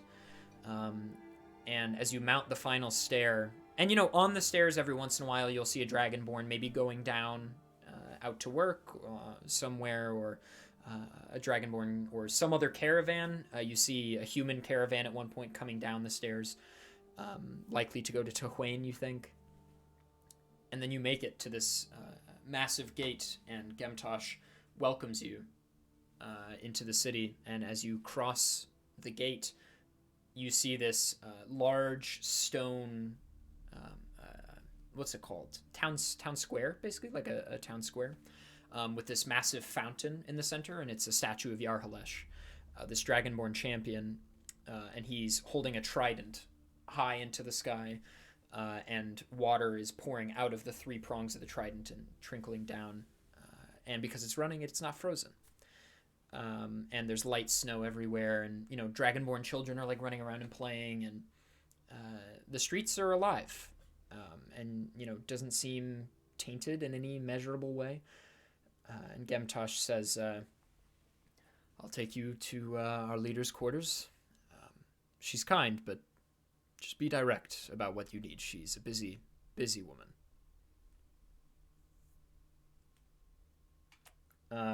Where's the music? What happened to the music? Where'd it go? Let's get that fixed. There we go. Well, let's do something else. This works. So, Grum, you specifically, and the others of you don't really notice this. You're kind of in awe at the tall stone structures and ancient statues. But Grum, as you walk through the city, at least all the elders and adults, anyone you surmise to be over the age of like 30 or 40, they look at you. Some look at you strangely. Some look at you with sadness in their eyes. and others attempt not to look at you after being startled by you. Like, not startled, like, but startled, like, you know, These are all you dragon are... peoples. What was that? These are all dragon peoples. Yeah, anyone that's doing this is a Dragonborn. Okay. They're reacting to Grum himself, or all of Yeah, us? Grum himself. The rest of you don't really notice that this is happening. I'm a total pariah. And you make it to the doorway. It's just a wooden doorway into sort of this administrative-looking stone building.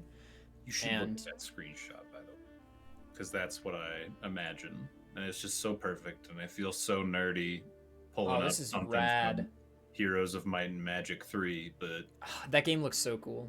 it's So if you're looking at this picture Patrick just posted, largely it's like the domed building on the left. It's very like Roman and Greek sort of architecture, but with darker stone. And then the buildings in the bottom right are what you will see in like the town square. The palace is a little too elegant for this city, but definitely the bottom left and the bottom right are like what we're looking at. nice.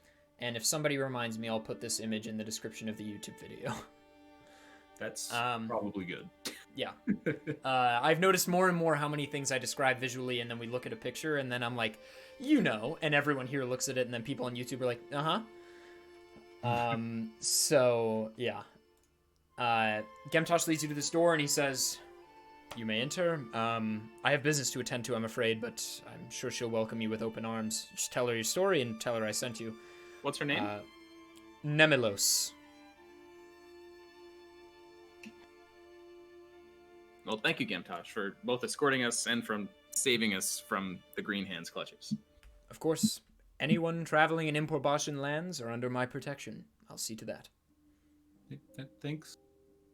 Thank you. And he looks at you again, Grum, and he shakes your hand. He extends his hand to shake your hand. And as he takes your hand, he puts his other hand on top of your hand, and he says, "I'm so sorry," and then walks away. And you can kind of see like tears forming in his eyes. And he walks out to the front of the town. Did we hear that? Yeah. I asked Grum, what was he sorry for, Grum? And Grum, you really don't know. He seemed very nice. He seemed nice. You should invite him over more often. So Did you you know shake your guys' hands? Am I the only one? Just I didn't me? get an apology. Nor did I. yeah, and Gouger. I mean, gosh, Oh, God. you deserve one. Yeah, I feel- seriously. Teammates, I feel uncomfortable. I feel out of place and yet in place at the same time. It's a strange, confusing time. Some magic mystical man just told me he was sorry with a tear in his eye. I'm freaking out, man. You say you don't remember anything about. No! Well, that is peculiar then. Well, we could be free to get more answers after we deal with the good lady here, huh? Sounds good. So you enter, and sort of like a dimly lit room, kind of like a war room, similar to that you saw in Shalos, which... Oh, what's her name? Brain blast. Oh my god, the leader of Shalos. The- Lysdal Stone Thrower. Wow, I pulled that out of my ass. Lysdal Stone Thrower, you know, you walked into her sort of like chamber, and there was like a big like table in a war room, and you know, maps strewn about, and it's sort of the same deal here, except it's like a smaller room. There's this tall red dragonborn that is peering over some documents, and she's seated, and she's sort of like signing a thing, and then she casts it aside and signs the thing, and she looks up and she says, "Hello, what can I do for you?" We're here to fix your And- shrine. She looks up, and she sees you, Grum, and she's like, "I'm sorry, what did you say?" Nothing. My friend here said we're here to fix your shrine. That's Of course, he's referring to the shrine of Yarhalesh, which we would very much like to visit if you don't mind. Yeah, that's what I meant. I'm sorry. And she looks at you again, Grum, and then to the group. Visiting the shrine to Yarhalesh is not exactly an easy thing, as, well, he might not remember. When you become the leader of the Dragonborns, which is a very democratic process, that is the only time anyone is invited to go to the shrine, and they pray there to Yarhalesh for Yarhalesh's blessing, and then they become the leader. Are you familiar with the democratic processes of Impor Boss? No, but we are familiar with the restrictions imposed on the temples of the champions of Tiber, Shalos, and Tahuin. And we have had to bypass them all in order to cleanse these temples of the evil magic of the Green Hand. And we would like to do the same for yours. You've dealt with the Green Hand. Many times. Yeah. As especially just recently. On our way here. On your way here. The captain of your guard saved us from certain death, as 50 of them and an apparition of their master bombarded us. Yeah, he was like this big shadow with eyes, and then you guys showed up and went with your laser beams. It was so cool. She's like, Gemtosh was ever the vigilant. We are thankful every day that he is in charge of the armies here. Wow. I'm so sorry that this happened to you on our lands under my watch. Truly, I'm so sorry. And again, I reiterate, it's not really up to me. The Senate will have to decide if you can enter the chambers. It's a pretty extraneous circumstance. Did you say cleanse? Like the Green Hand has been tainting the shrines or something? All of them, yes, as far as we know. All under their noses, much like this one might very well be. Gemtosh and I have surmised for a time that the Green Hand might be moving in the city somehow. Well, the shrine is at Mount Von Norrell, which is just northwest of here. I was hoping it would be there. It looks like a cool place.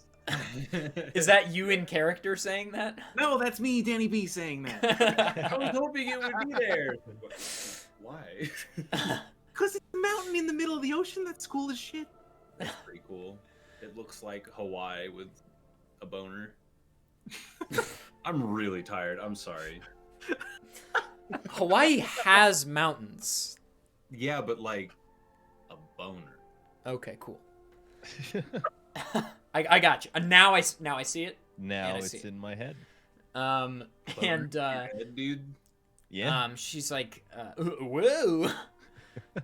She says, well, just to sort of educate you really quickly, because really quick, you cleansed the shrines in the other places.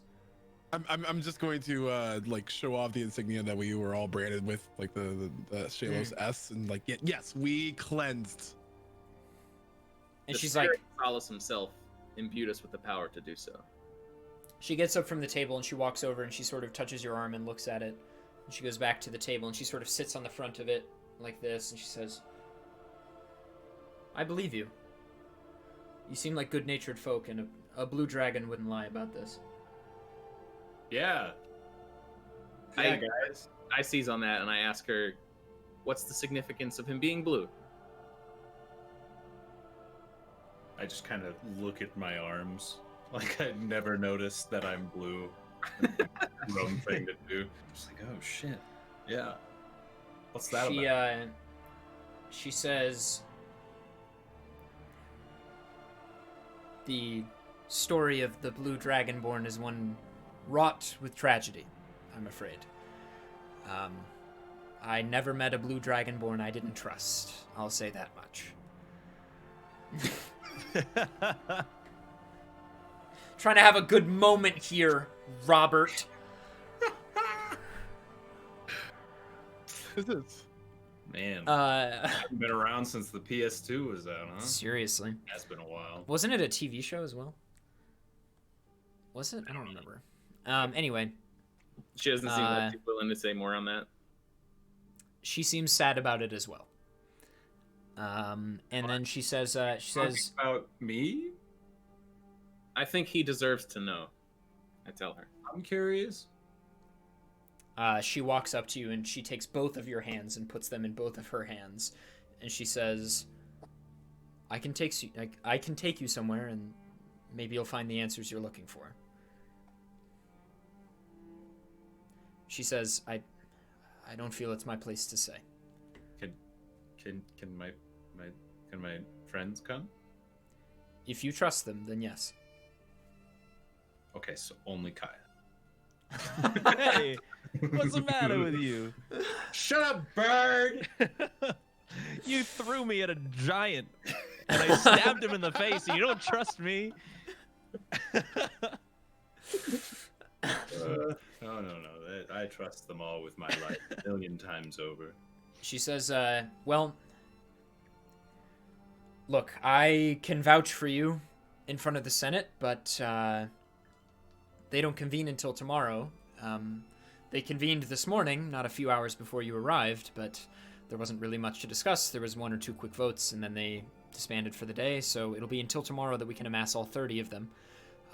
I can plead your case, but you'll have to be there. But in the meantime, this evening, you're more than welcome to learn about your heritage. Okay. I believe out of all of us, I think Grum deserves some answers here. And It's Caius, my heritage. Caius and Lucius, the two of you roll a history check.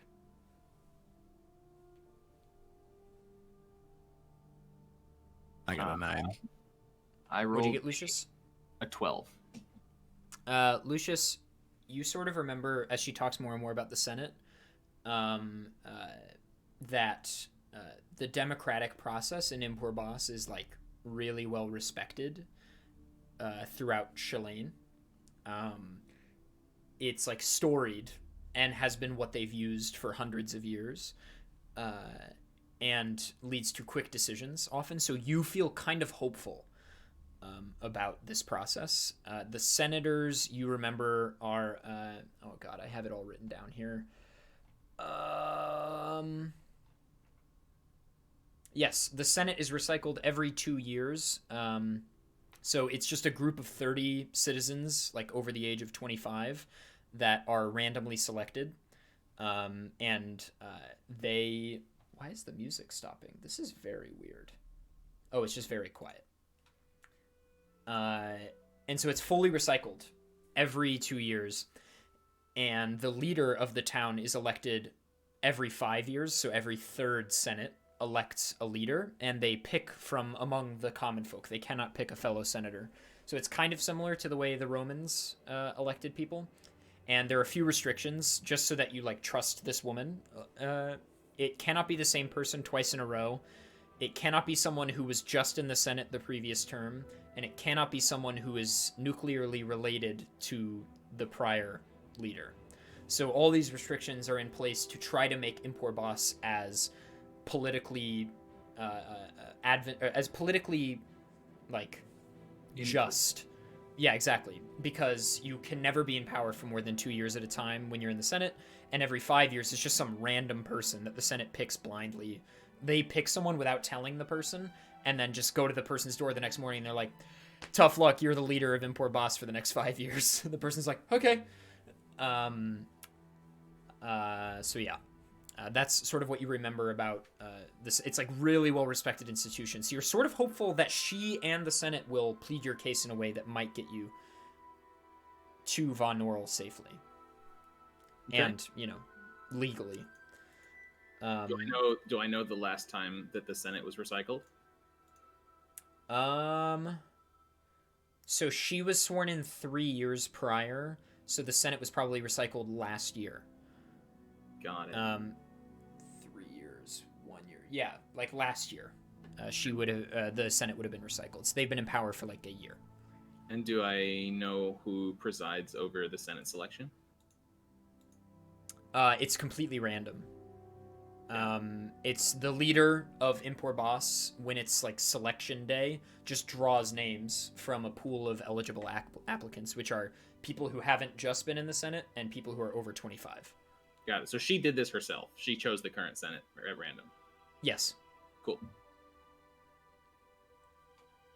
I am satisfied by that. Me too. Yeah. It doesn't sound like the Green Hand could have possibly like wiggled their way into Senate positions, which is what I was worried about.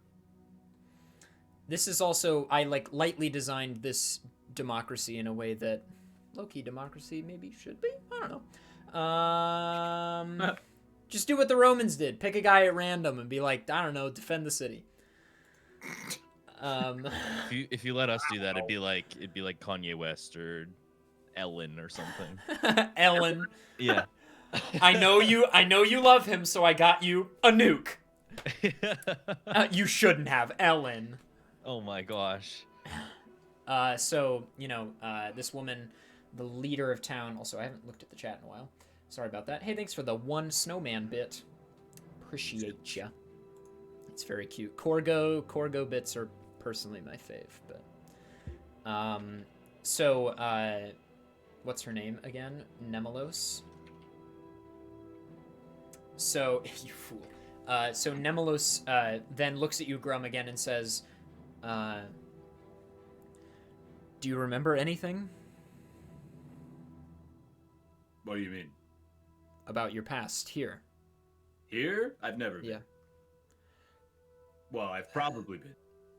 I guess I probably came from here, but like, I've never been here. Have I? Have I been here? I'm pretty sure you. And I say, Grum, it sounds like you've probably been here and just don't remember. Oh. She says, your family is from here and you grew up here. Oh. I would imagine people in town probably looked at you a little bit strangely. I am sorry for that. I had a similar reaction, albeit I'm sorry about that. But I mean, people always look at me strangely. No, but it's in particular, as unfortunate as this is, your color makes you stand out in this city. We haven't seen a blue dragonborn in years. Why? Again, I don't... My late husband was a blue dragonborn. I'm not really... it's not something I really want to talk about. Look, I'll take you to the blue dragon, where they're from, the blue dragons. I don't really want to say, but they're gone. I'm really sorry. It's whatever. I don't remember them, so that sucks. A lot, I guess. And she's like, she tries to like console you a little bit, and then she's like, all right, I'll take you to the birthplace of the blue dragons. Not many people venture there. Just, be gentle. Take us as far as you can. So she, escorts you out of the building, and you take a left, and you sort of travel deeper and deeper into the city, and it becomes scarcely populated. And she sort of turns down this alley, and you enter this sector of the city that's, largely in ruin. The houses are burned down, there's char on the ground, and it's just ruined. And she walks you past all this, kind of rubble, and there is this lone building that still stands, and it looks very old. And there's no door. Well, there's a doorway, but no door. It's just like an archway. And she points inside, and she says, I cannot bring myself to go inside, but this is where you'll find what you're looking for. I ask Grum if he wants us to come inside with him. Sure. And so, as you walk... Oh, Jesus, this is not the right song. I don't have anything, sad. Oh, this'll work. Let's do that on loop, baby. This song rocks. Okay. So, as you enter, it's sort of this, and she says, as you go in, she says, you can find a place to stay for the evening after you're done here. Sort of make yourselves at home in Impor Boss. The Senate convenes in the Senate chambers tomorrow morning at 9 a.m. I'll see you there. Thank you. And she walks away, and she starts to cry as well. Like, not weeping or anything, but she has tears rolling down her face, and she is off. And as you walk inside, there are sort of like these friezes on the walls of blue dragonborns. Some of them are like smithing. One of them is clashing swords with another, but in like a duel rather than a fight. And at the back wall, there is a gravestone with just lists of names. And it says, "Those lost" at the top. And it's just tons of names.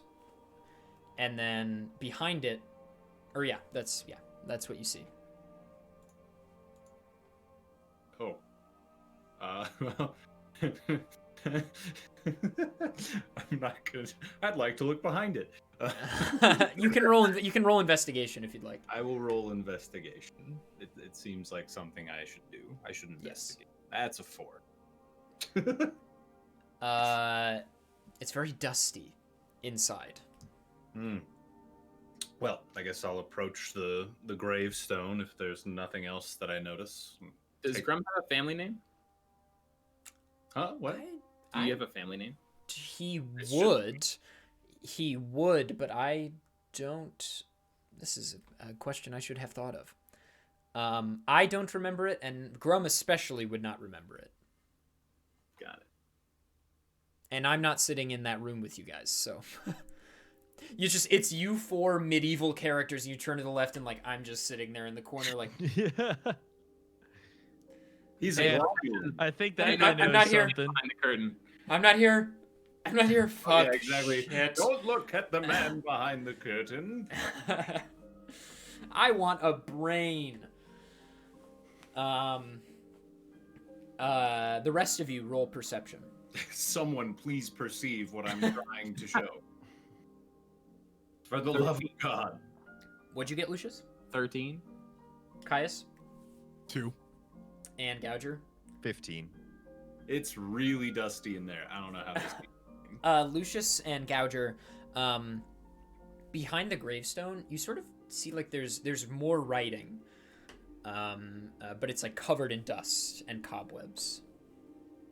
I go to clear it away. 1 second. I peek over and go, "What you got?" Patrick, Yes. does your character speak Draconic? Yes. Okay. There's Draconic writing. I mean, it should be said at this point, I'm going to retcon all of the stuff on the gravestone is obviously in Draconic. Okay. And then the stuff on the back wall in Draconic says, and I'll have you read it, Oh. because this is something someone wants. I'm going to text it to you because I realize I can't pull up Discord while we're on Discord. Oh, because you are screen capping it. Yeah, Yeah. exactly. You can I can't pop it use out that next time. sneaky. Oh, whoa. You gotta pop it out. Pop it out. Pop it out. That's Pop it right. out. Pop it out there, mate. That's not Canadian. Kind of more. That was something. Indeed.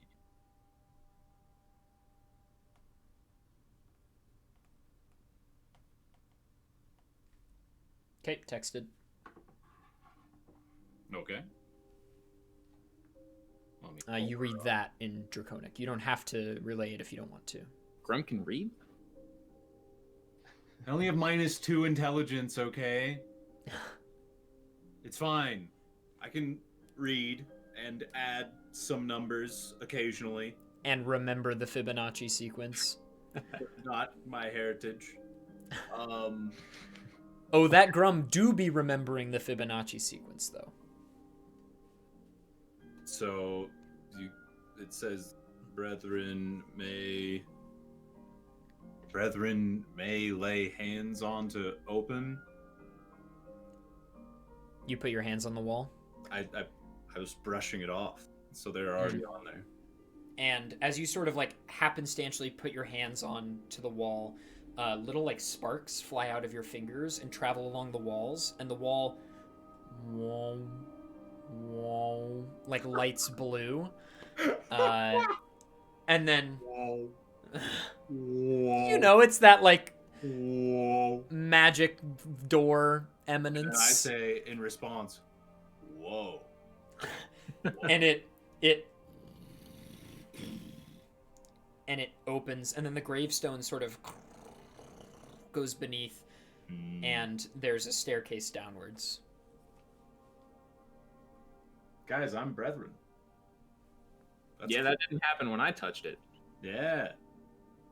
Neat. I have zappy hands. I didn't know that. Let's go. So as you traverse down, sort of like blue flames, as you go down the staircase step by step, and then Everything's blue. This is great. theming.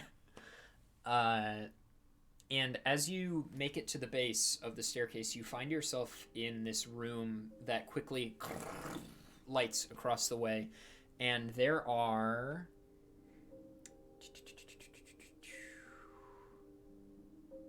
all these murals on the walls, and in the center of the room there is a great fireplace that's not lit. It's like the wood looks like it's like black, and it's in this great cast iron bowl almost that's like a radius of 6 or 7 feet, and behind it there is a pedestal, but there are these murals that line the walls, and as you look to your right, Grum, but all of you, it sort of seems to tell the story of the Blue Dragonborns.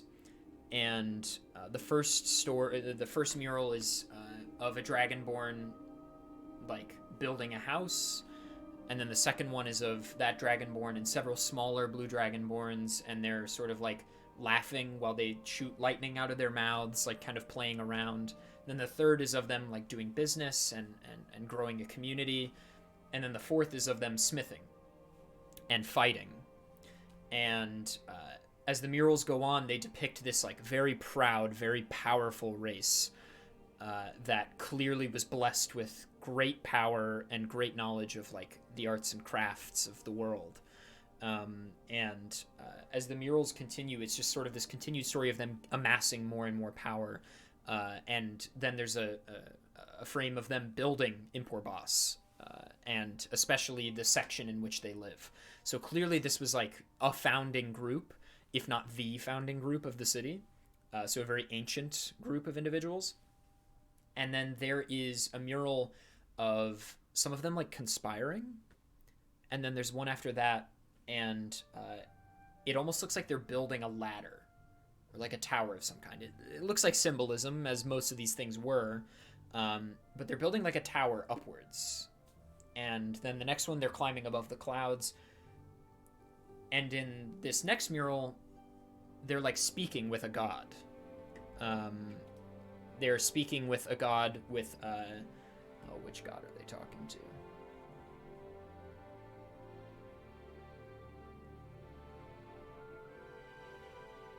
I don't want to screw this up. They're speaking with Caius and Lucius. You recognize the relief of Shiliasho, who is the old goddess of magic. She's also the mother of Shayla and Solace. She was sort of renowned as the creator of life, but she also is the reason magic is possible. Sorry, this is just like a big thing of exposition. I apologize. And the Dragonborns are in commune with her. They're speaking with her. And then in the next mural after that, the Dragonborns go down and they're conspiring down below. And then they return. And one of them speaks with Shiliasho while another sort of like hides and scampers off and finds an object. It's like a shield. And the Dragonborn very clearly steals it. And the Dragonborn leaves. And then the Dragonborn that was speaking with Shiliasho shakes hands with her and leaves. And then there's a frame of Shiliasho looking for the shield, unsure of where it's gone. And then there are frames of great prosperity. The Dragonborns excelling in technology, excelling in power, and always the leader is hoisting this shield. It's this golden shield with this great emblem on it. And just after that, there's a frame of who must be Zalar, a god with green eyes and sort of like lightning pouring out of his body in this ancient relief. And he is looking at the pedestal where the shield once was. And in the next frame, it's him smiting the blue dragonborns. And there is a final frame that is of two dragonborn parents and several groups of dragonborn parents trying to like ferry off their children out of the land and out of this cursed area, because clearly like the reliefs are implying that they became cursed for some time and then they were obliterated. And these parents are trying to like cart them off, and you know the murals depict like one or maybe none of the baby carriages, you know, for sake of metaphor, making it. And that's the end of the murals. We can surmise that the endings of these murals happened not that long ago. So, yeah, this is kind of the part where it's a little ambiguous, because these murals are, like, were done throughout the course of the Blue Dragonborn history. So some of them are very old. And the one with the shield even is probably, you know, it's impossible to just know, but it's from some time ago. And then the final one, yeah, was done recently, maybe within the last 10 or 20 years. You said there was a pedestal near this big fireplace? Mm-hmm. I'm just kind of staring at the big green-eyed motherfucker in the mural. Just kind of looking at it. And I'll stay there for a while. Lucius, the pedestal says... Oh, is it in Draconic? Oh, yeah, it sure is. I call Grum over. Huh? To translate the pedestal. I look at the one he's staring at, and I make the connection, and I say, "It seems like you may have a bigger quarrel with Zalar than just the one we've been dealing with for the past few weeks." When you do want to read the pedestal, Patrick, I texted it to you. I walk over to the pedestal, and I say, "Knowledge of and admiration for the gods will serve you well." And then I walk over. As you say it, like a little table sort of thing rises behind the pedestal just in front of the fireplace, and on it there are 8 slots, little like circular slots, and a bowl appears next to it, like a little slab moves and a bowl appears with 8 little circles that fit the slots, and the slots are oriented in a certain way that I will draw for you now and hold up to the webcam. And this is going to take a moment, so if one of you wants to do like a quick plug of the show, mid-roll plug or something, feel free. Hi, do you like Dungeons and Dragons? No? Do you like speedruns? No? Well, too bad, because that's what this is about. It's Dungeons and Dragons and Speedrunners and Dragons. We're the speedrunners, except not really, but some of us are, and the dragons are being drawn by the DM, adef. Find more dragons and dungans here at adef.com, at twitch.tv. Subscribe with Prime Gaming. I did not catch almost any of that, but it seems like it was good.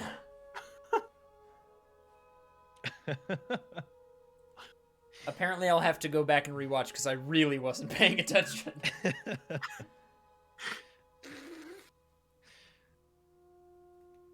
Actual tears.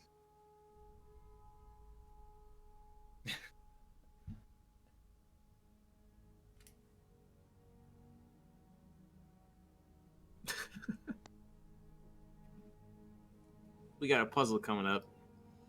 Hell This yeah. is the most Grum-based puzzle. So I know, I'm not yeah, gonna three for three. This one's gonna be hard for Lots Grum. with emotions. This one is gonna be hard for Grum. I ran out of time. I devised this in the shower before I did this. Nice. Because I knew I had to put a puzzle here, but I couldn't think of what to do, and I was in the shower and I was like, oh yeah! And so, it's this. Well, fellas, I'm gonna be standing in front of this mural. I'm not gonna be solving this puzzle for you, so good luck. Okay. I'm role playing. This is awful. I'm gonna redraw it now that I have it, so I can actually redraw it well. Patty, do you know about Grum's past in real life, and you're just withholding the information? Not at all. Nope. I said I want to be a dragon and hit shit, and Clay went, "Okay, you have no memory." Oh. All right. We worked together to find your backstory. It was a partnership activity. No, it's very much a general like, okay, you have no memory. That's part of it. So, it focused really nicely. Whoa. It looks like this. I'm gonna screen cap that real quick. So I'm not gonna help. But I do want to reiterate, that's on the bowl that came through the slab. This is on a table that came up behind the pedestal, and the bowl has 8 circles that can fit in these slots, and the circles have emblems, which I'll tell you about in a moment. Oh, like the circles are in the bowl. Yeah. Yeah, and they will go in Pick these them up. slots For in some reason order. In my mind, it was like the bowl had these circles like encrusted on it. All right, you got the thing? Yeah, we got it. I posted a link in chat, the picture. Sweet. Do The symbols. on Discord as well, so you can put it in the YouTube vid. Yeah, that if you could post that and the might and magic thing, put it in like resources in the Discord channel. That would be really helpful, so that it's somewhere. Sure. Okay, are you ready for the symbols? Yes. Okay. 1 has a lightning bolt on it. 1 has a mountain on it. 1 has a butterfly on it. 1 has the sun. 1 has the moon. 1 has a golden coin. 1 has a gravestone. And 1 has a beam of light.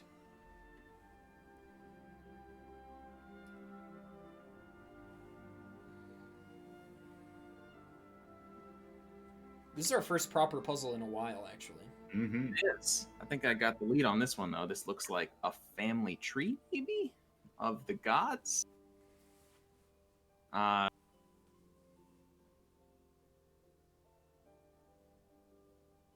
The elder gods, perhaps, of which there are 8. I've got a list of them. Adef's pantheon here. Well, Zalar and Shiliasho are the mother and father of Shayla and Solace. So they go together. I would assume that they are the ones in the middle, since they're together there. And Zalar would be probably lightning. Is there... Well... I didn't know we were serving Zalar's brat son. True. Shiliasho is the goddess of magic, creator of life. So I don't know, maybe like the butterfly. Let's go through the other ones. Moko is the goddess of the mountains, sister to Shiliasho. So maybe she's the one that branches off on the one to the right. So Zalar and Shiliasho are the ones to the left, and Moko is the one that's attached to that one. So that sounds good. That's a good way to disambiguate Zalar and Shiliasho. So let's put the mountain on the third one that you drew, Clay. Mountain on slot. Oh god, I did not put the solution down.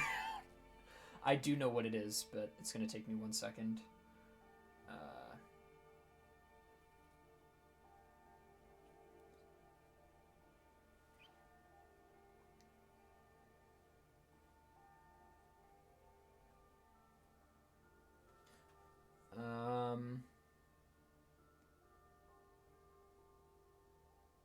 Yeah.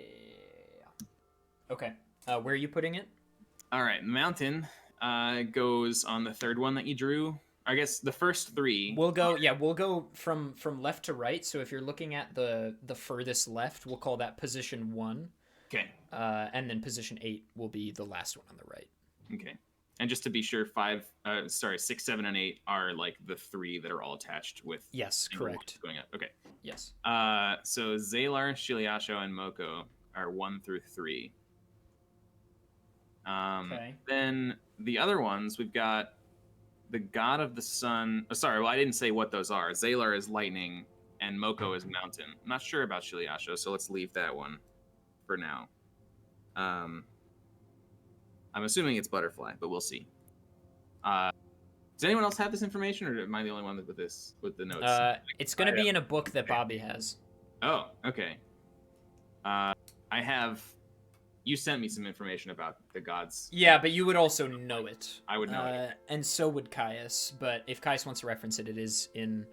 But Caius, I think if you scroll up, maybe I don't know if I put that knowledge in the book.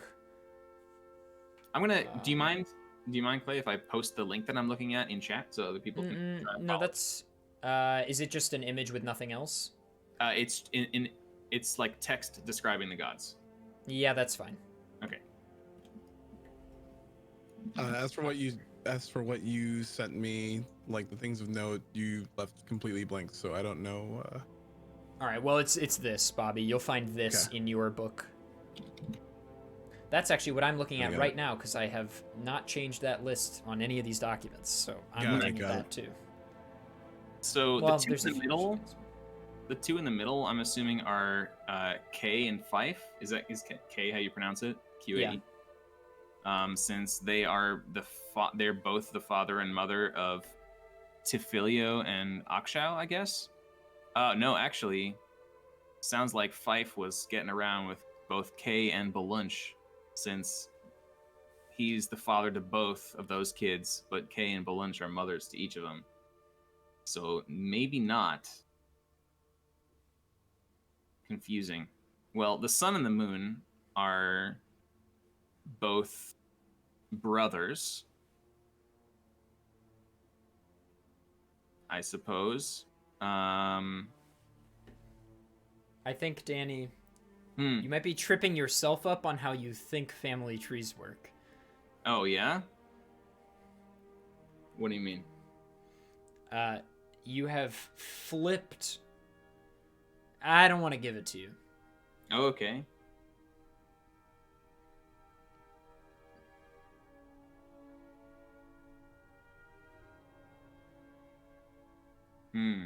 Well, you flipped. I flipped it. Well, in family trees, two people that aren't related come together and they make a kid, right? So that's why I said Zalar and Shiliasho are 1 and 2, because I'll just let you know it's that if when two people are married on a family tree, there's a line between them. Oh. And when two people get married or have a child together, rather, to be more specific, there is a line between them connecting their branches. Yeah. When two people are related, it's from the tree. I see. Got it. Okay. That makes sense. So then, I suppose Tinchok and Kostin, which are brothers, Sun and Moon, would be the middle two, I guess. Does that make sense? And then Zalar and Shiliasho are the two that are connected, numbers 2 and 3. Shiliasho, which one's which? Zalar would be the third one, because he's the one that isn't related to Moko. Right, so Moko would be number 1, Shiliasho would be number 2, and Zalar would be number 3. Does that make sense? Because Moko and Shiliasho are connected by their parent. So they're 1 and 2. So Mountain in number 1 then. Shiliacho, still not sure what symbol she is. So Mountain number 1, Zalar, the lightning is number 3. Sun and Moon are numbers 4 and 5. I suppose it doesn't matter which order we put them in. And then Fife, who is the father who had who mothered, or was the father to 2 different children by 2 different women, would be number 7, since he's in the middle of the last 3.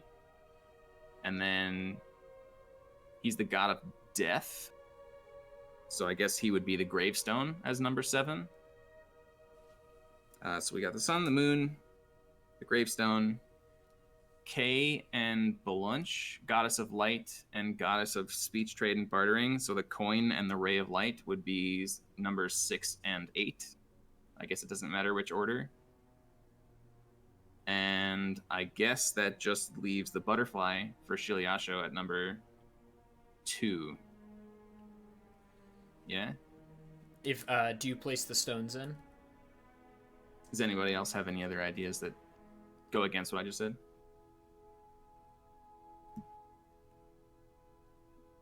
You're muted, Dangers. I think that makes the most sense to me. Yeah, I guess I'm I would agree. as we discuss it. So you slot the stones, and you put them in, and nothing happens until you put whatever one you put in last. Perhaps it was the butterfly. Mhm. You put that in slot 2, so that's mountain slot 1, just to verify. Mountain slot 1, butterfly slot 2, lightning bolt slot 3, sun or moon slots 4, 5 respectively. Mhm. Then coin and ray of light slots 6 and 8 respectively, and tombstone slot 7. That sounds like what I said. Yep. As you put them in, they seep into the stone, and then blue light sort of shoots up the lines, the family tree lines, and then it glows blue, and it, before your eyes, changes, and it has more words in Draconic. So I will text the next thing to Patrick, and when he returns in a moment, he will read it for you.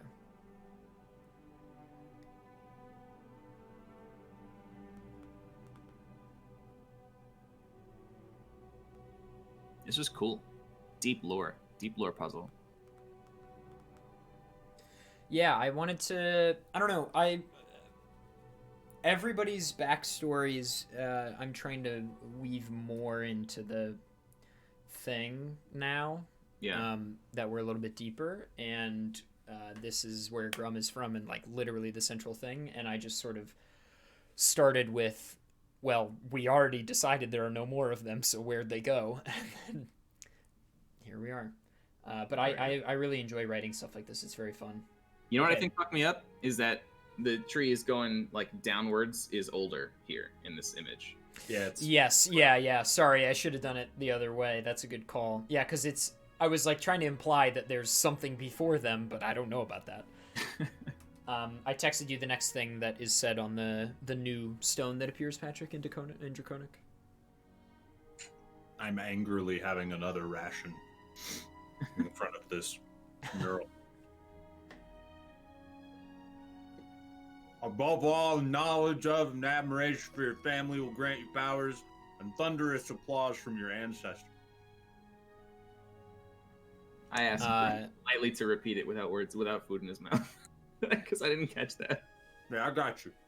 Above all, knowledge of and admiration for your family will grant you power and thunderous applause from your ancestors. Got it. And Grum, a blue line appears on the outline of the big fireplace, like the big bonfire.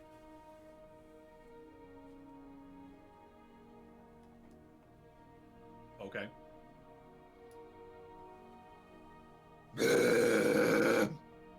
That's the breath into Yeah, it's the right call. You shoot the lightning breath into the bonfire, and it instantly catches into a massive blue flame that is not like the lightning didn't set it on fire. It just like as the lightning triggers it to this massive blue flame, and the flame burns brightly. And Grum, you don't. you don't remember your family. Clearly, they sent you somewhere, and you sort of discern this much. When you were a boy, you were sent away amidst this disaster, right? And you were sort of just lost for some time, and your memories wiped for your own safety, clearly, because if you remembered these events, then you might be targeted. And you awoke many years later on the shores of Tahuin, or on the bridge, and some time had passed, evidently. Not a ton, but some time. And that was a year ago. And you're sort of, filled with grief for your ancestry, and all of their memories sort of flood through you, the building of Impor Boss, the fights against others of their kind, reconciliation, and so on. And as you feel all these feelings, the fire opens in the center, and out of it, the gold shield from all the murals rises in the center. Yo. You're muted, Patty. Yoink! This is the perfect song for this, not to ruin the mood, but this That's song. my shield now. And Patrick, Yes, sir. I will send you a lot more information about this shield after tonight's session. Okay. But the shield looks a little bit different than it did in the murals. Where once there was a great insignia, now there's like a face in the shield. It looks like almost like a demonic. It's a golden shield, but there's like almost a face in the shield. And as you grab it, it says, "And who is my new master?" Or I guess he wouldn't say master. He says wielder. I am Grum. And you are my shield. Why am I talking to my shield? I am the Hidden Lord, born of the gods, encased by the gods, a fallen angel. We shall defend each other. And the mouth on the shield literally moves. And I say, sounds good to me. High five. I don't have hands. Right now. Should we kiss? I don't know. What do we do? I am disliking this interaction. What if we kissed in the blue flame? Ooh woo. Ooh woo. And the blue flame dissipates away, and you're left with this magnificent gold shield. I can tell you right now these two things. It's a +2 bonus to your armor class when you wield it. Mm-hmm. And also when you wield it, you have resistance to fire damage. Ooh. Excellent. Now are we, I guess, cool. Neat. We're cool. This all right. this thing has I will ask just of you not to Google it. Okay. Because it has some things I want to reveal to you over time. But it has some very all of you, I want none of you to Google it, please. Because I didn't design this item. It's a very cool thing I found. But don't Google it, because it has some cool stuff within it. But I will give you all of its abilities and powers and stuff. And there are lots. It's going to give you a lot of combat options, which is pretty cool. But yeah. Does it have a name I can write down and not Google? Shield of the Hidden Lord. Oh, that's right. Sorry. No worries. I didn't say the full thing. Yeah, and you can said, go ahead "I and am just... the hidden law." Yeah, so in combat, if you're holding something one-handedly, like, say, the Hand Axe of Hildnar, and you can also hold the shield with your other hand, you will gain +2 bonus to AC, as well as resistance to fire damage when wielding it. If you want to use a two-handed thing, you can put it on your back and then use the two-handed weapon, and you'll just lose those benefits. Okay. Is that an action, or is that just I can? Danny? Well, we've been switching weapons left and right without an action. Yeah, that's true. That's very fair. Yeah. That has not been something I've cared about very much. Word. I think usually it is, but we can't switch it now. Yeah, Really? no, we're too deep. And I care so little about stuff like that.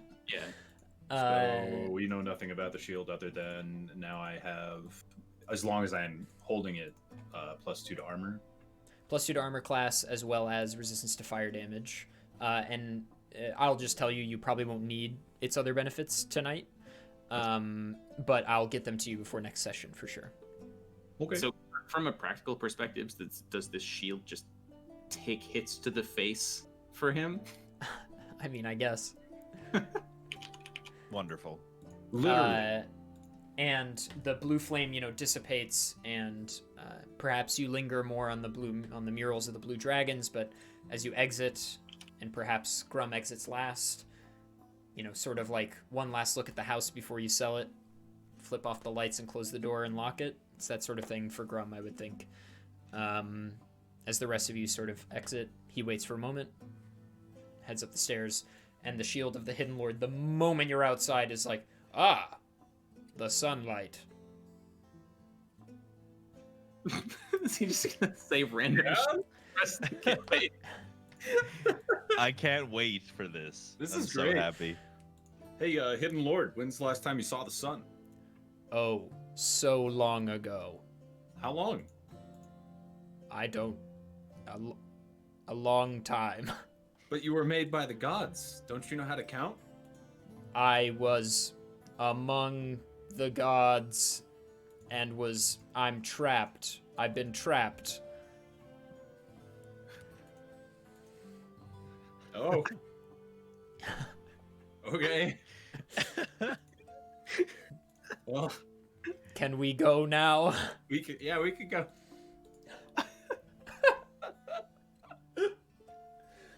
Great. Can I like ask the shield questions? What? Can I like ask the shield questions? Yeah. Sure, dude. Hold it up to. Yeah, I'm trying to ask the shield some shit. I want to know.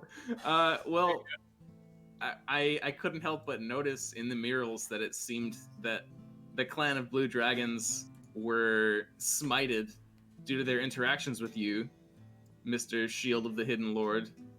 Are we at risk of being smited by the gods? First of all, I think the past tense is smote. Second of all... Smitten, perhaps? No, that's a different word. Man. Second of all, no, that was a very long time ago. How long? The gods probably it was a long time ago. The gods probably don't even remember me anymore.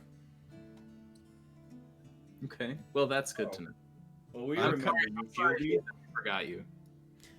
I'm kind Thank of just you. fascinated by the fact there's a talking face. I'm just like doing this. I'm just like poking it and like. Please refrain from touching me. It's my shield. Get your own shield. I'll defend you, shield, as you said. Thank you, Grum. You Did are I say so that? Did I say that correctly? Yes, Shieldy, you did. I'm gonna call you Shieldy. I would prefer Hidden Lord.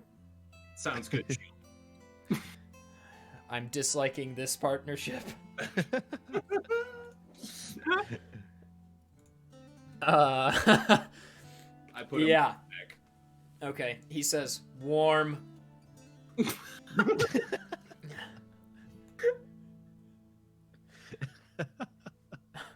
gotta pat him on the top of his head, more or I'm less. gonna go back to sleep now. Sleep well. And he closes his eyes and is just... The shield becomes, like, immobile. Okay, We got a new friend. amazing. They're just popping up everywhere, aren't they? Man, this... Dude, The Witcher is so cool. What the hell? That +1 Indeed it is. really putting in the work. That what, Patrick? That +1 charisma I have is really putting in the work. Oh, hell yeah.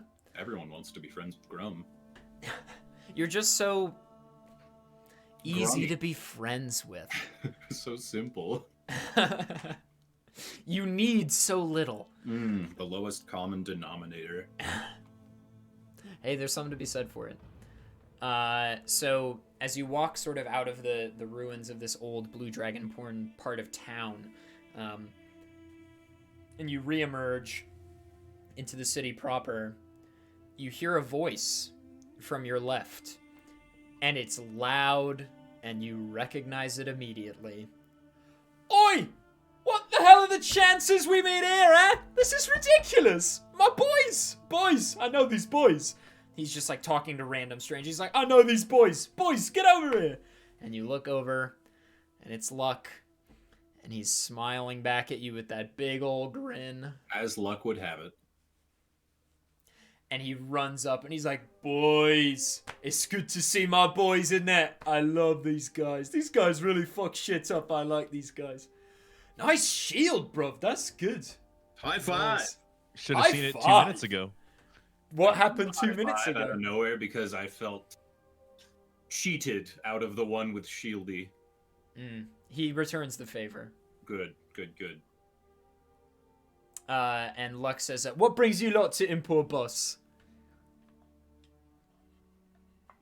Same business with the shrines. I just kind of look at him, and I just kind of look down at myself, and I just kind of look at him.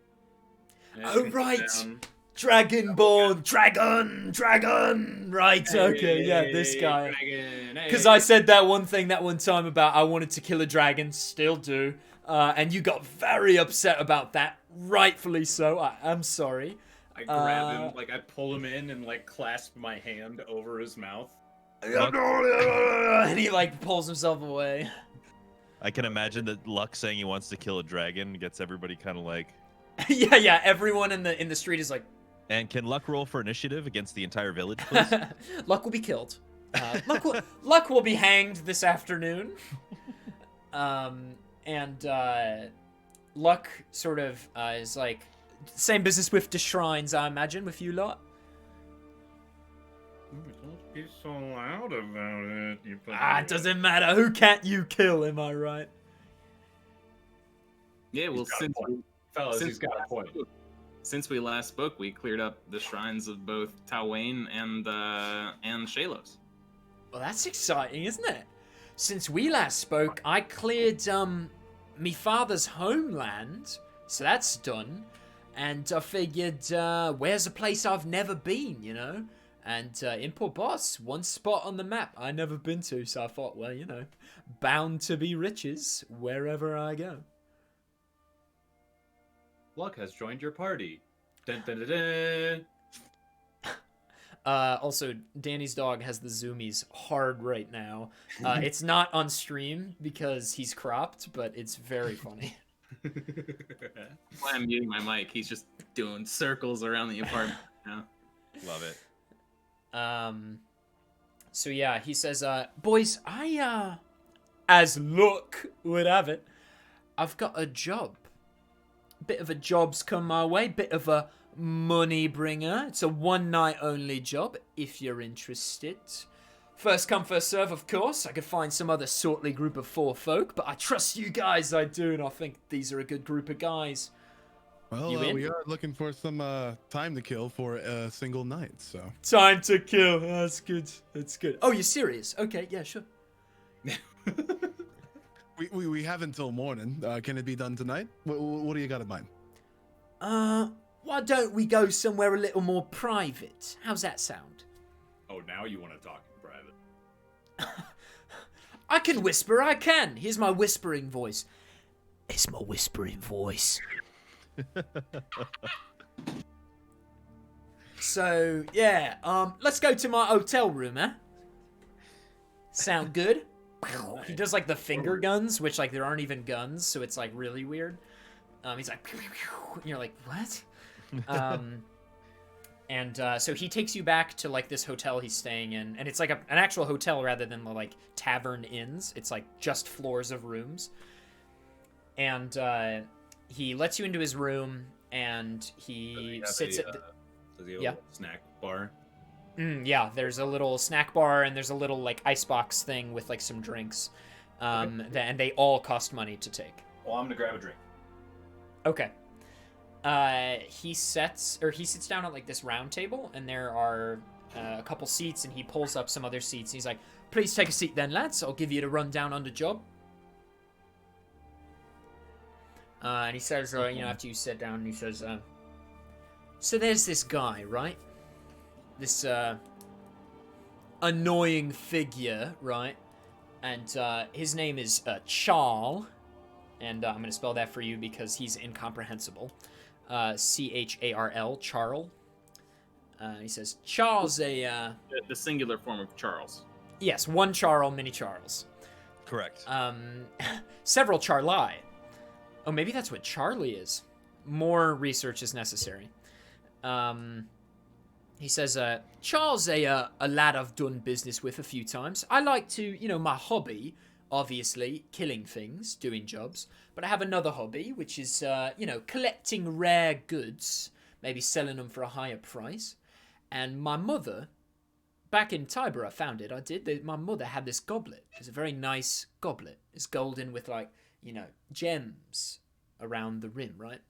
And I took it. It's mine. It's my heirloom. It's mine. So I took it. And I showed it to this guy. He's an appraisal kind of guy. He's loaded. He finds goods. He sells them. The next morning, I wake up. It's gone. And I think, well, that's strange. Now, Charles not the most sortly type. I feel like he almost certainly stole it. But I can't stop doing business with him, right? Because he has made me a lot of money. So he's using it to his advantage that he can steal this and I can't say anything. So, I have a dinner this evening with Charles. It's at 7 p.m. at a local place. Supposed to be good, supposed to be tasty. Maybe get my drink on, you know what I'm saying? So I'm going to go to dinner with him. And while I'm there, I need you to break into his vault and steal the goblet back. That sounds like something I want to do. That sounds like fun. I will tell you, it's not like in his house. It's at the bank. It's means nothing to me. So let's. Son of a bitch, I'm in. You son of a. Dylan, you son of a bitch. He's like, straight on, mate. Well, there's gold for it at the end of you. I'll tell you that much. I pay for my goods, and you bring it to me. We'll meet back here in my hotel room, say tomorrow morning, 3 a.m. The dinner's 7 p.m. I'm going to get this man drunk as a skunk, and he's going to be there for hours. I'm planning to be there till close, which is midnight, 1 a.m., so you've got a good 4 or 5 hour window where he's certainly not going to go into his vault. Then he's probably going to go home and pass out, so he's certainly not going to go into his vault till the next day. But the real problem is getting into the vault and out without being caught. What's the security situation there, Chief? Well, to say it's heavily guarded would be an understatement.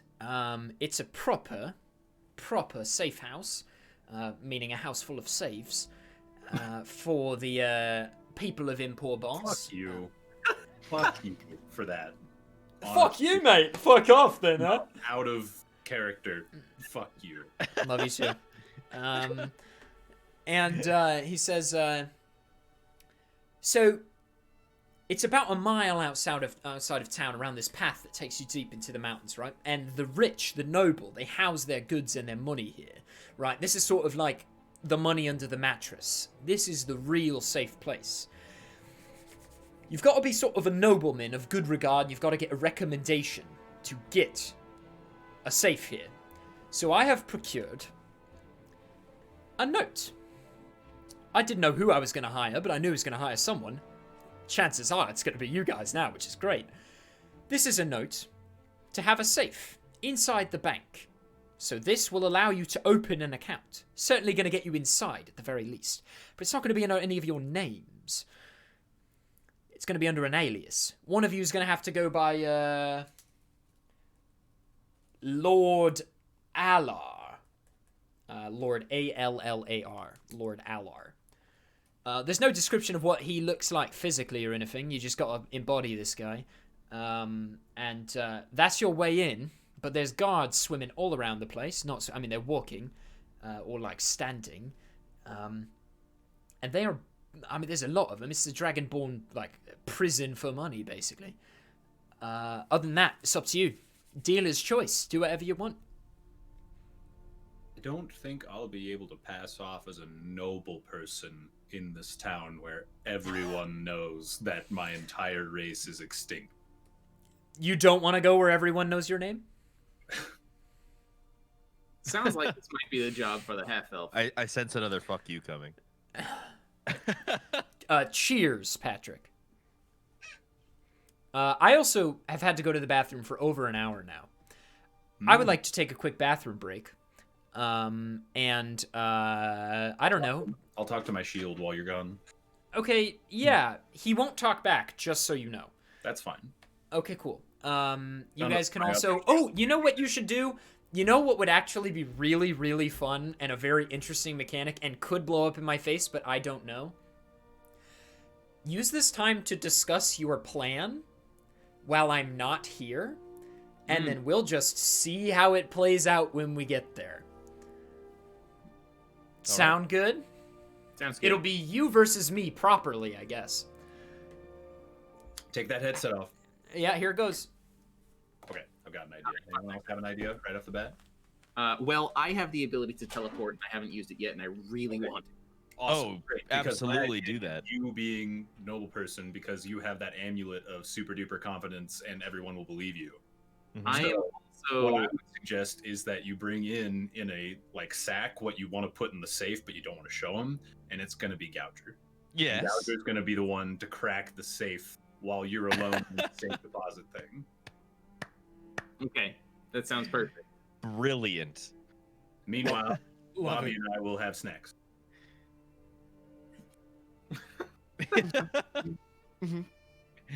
You're gonna have snacks. Yes.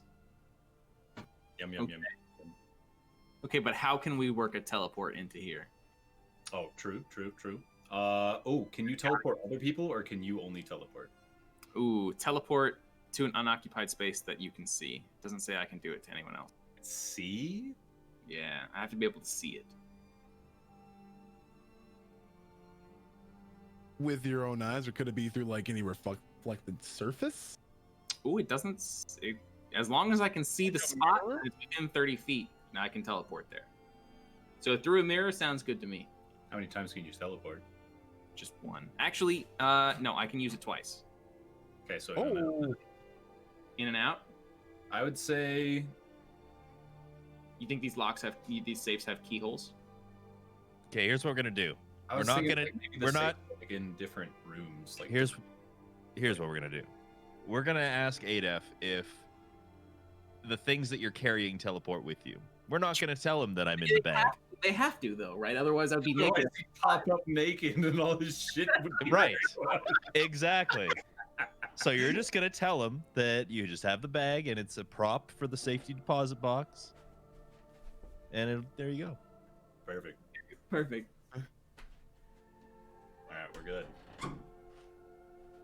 Bobby and I will be a lookout. I don't have to put the headset back on yet. If you want to give me a Oh, thumbs up when it's okay to. One second. So it's okay to now? Thumbs down. Okay, thumbs down. Bobby, I'll you shut and up. I are gonna have a fake fight in the lobby of the bank to distract all the guards. That's what Yes. yes. Look, Okay. All right, let's do it. All right, yeah.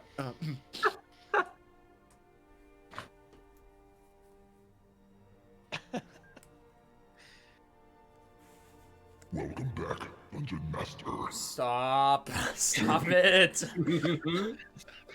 RTX is too powerful. Hey, welcome back to Bank Murder Party. We missed you. Oh, we're gonna kill people? You don't know. I don't. This is maybe one of the worst ideas I've ever had. Oh no, it's gonna be great. It's gonna be great. Fantastic. Because, yeah, I mean, I genuinely... it's gonna be really bad for me. For what it's worth, I'll also be heavily improvising at this point. Yeah, you will. I mean, because of this, and also because I wasn't entirely sure what the job was Luck was going to give you, but I have an idea now. I had an idea while he was describing it, and that's what we're going with, because I like it better than what I wrote down. Listen, Bank Heist is like the best side quest we've had so far. I love it. I'm gonna ask Luck if Sure. he knows the vault number, or and like where in the bank. How Do you know what vault it is? Dungeon Master? It doesn't matter what he says. Just do we know the information? Do we know where it is? He's like, I don't know. Look, I know it belongs to Charles, and I know it's a It's a vault that's been there for a while. I don't really know much else. And you wizard type folk have a spell that could point it out if you were nearby?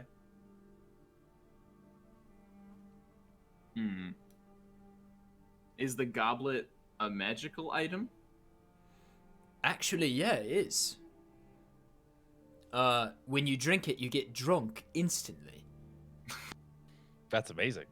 It's fantastic. Even if you got like apple juice in there, Doesn't matter. I think I might steal that for myself. If you steal it, I'll hire another group of people to take it from you. Nothing can kill us, though. Oh.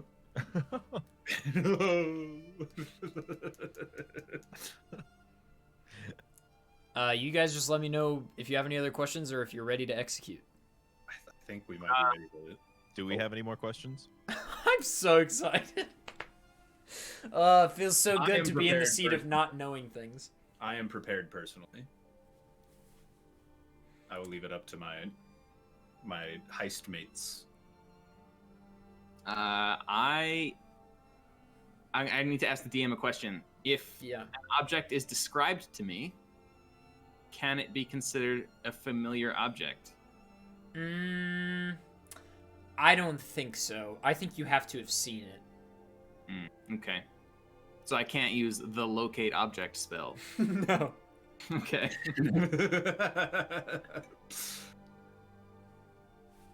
Well, that answers my question. Got it. Okay. You ready, boys? What's the guy's name? The guy who stole it? Charles. Charles. That's right. Singular Charles. Yeah. Charles attack. Got Charles in charge. No, he ain't.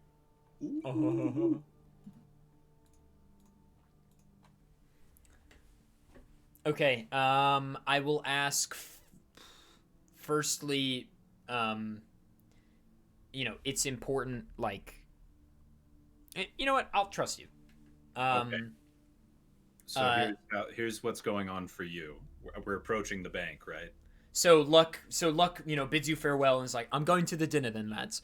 Remember, you've got a few hours of for sure time. I can't vouch for him after he's home drunk. He could just go to his vault. I don't know. I'll try not to blow it at dinner. But yeah, best of luck to you. And he sort of, heads off to dinner, and he takes you to the front gate of the town, because when you leave Impor Boss and take this sort of like mountain path, it takes you around, and you're sort of on this like shelf. And this big stone wall into the mountain is the like bank.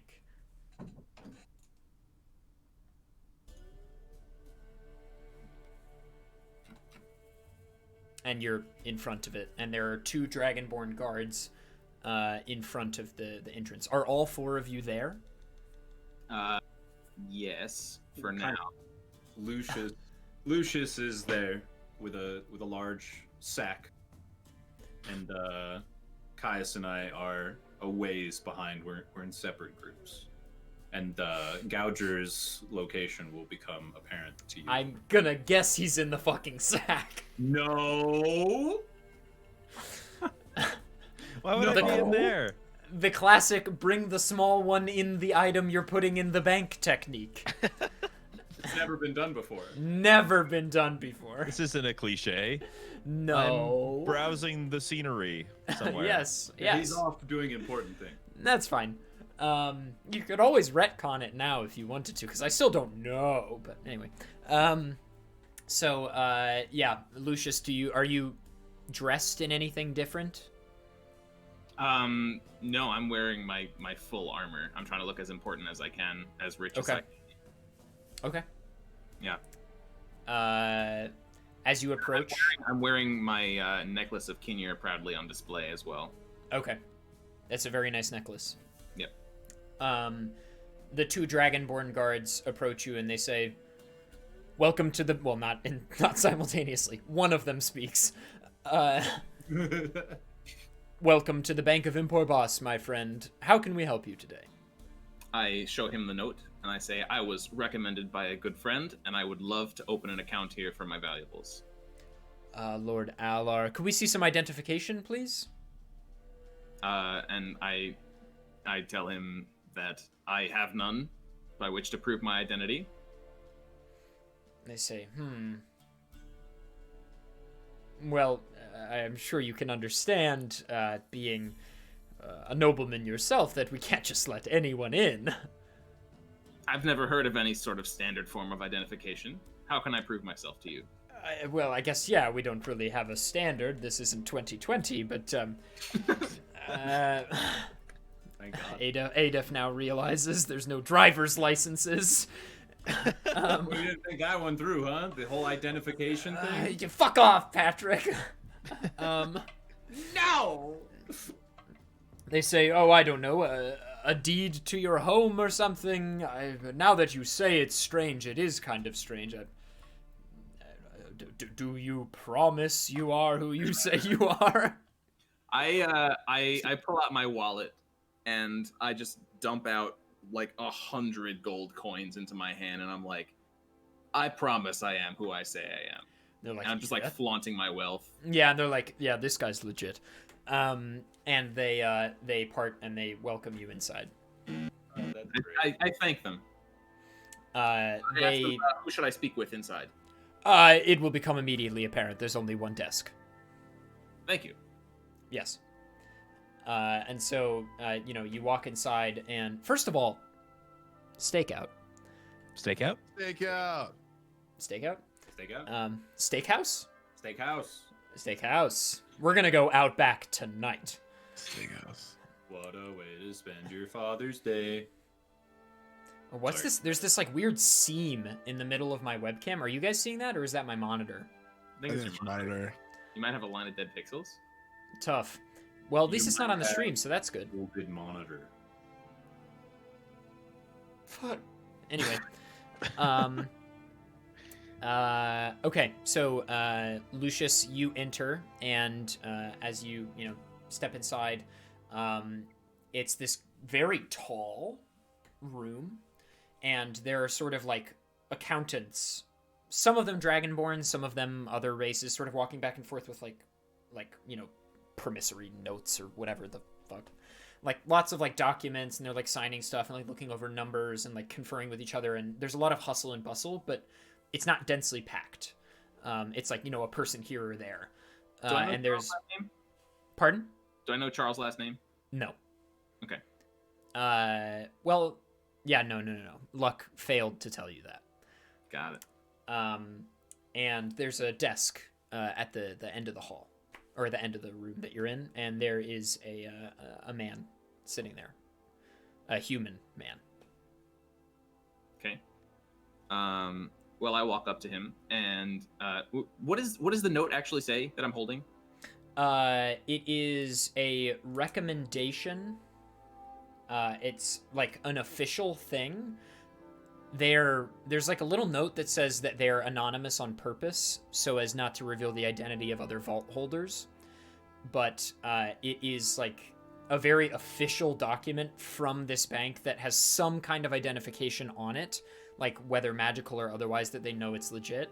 And a current vault holder can get one of these to recommend another person to open a vault. And it says like recommendation for Lord Alar to open a vault within the Bank of Impor Boss, basically. Got it. And some other legal jargon. Cool.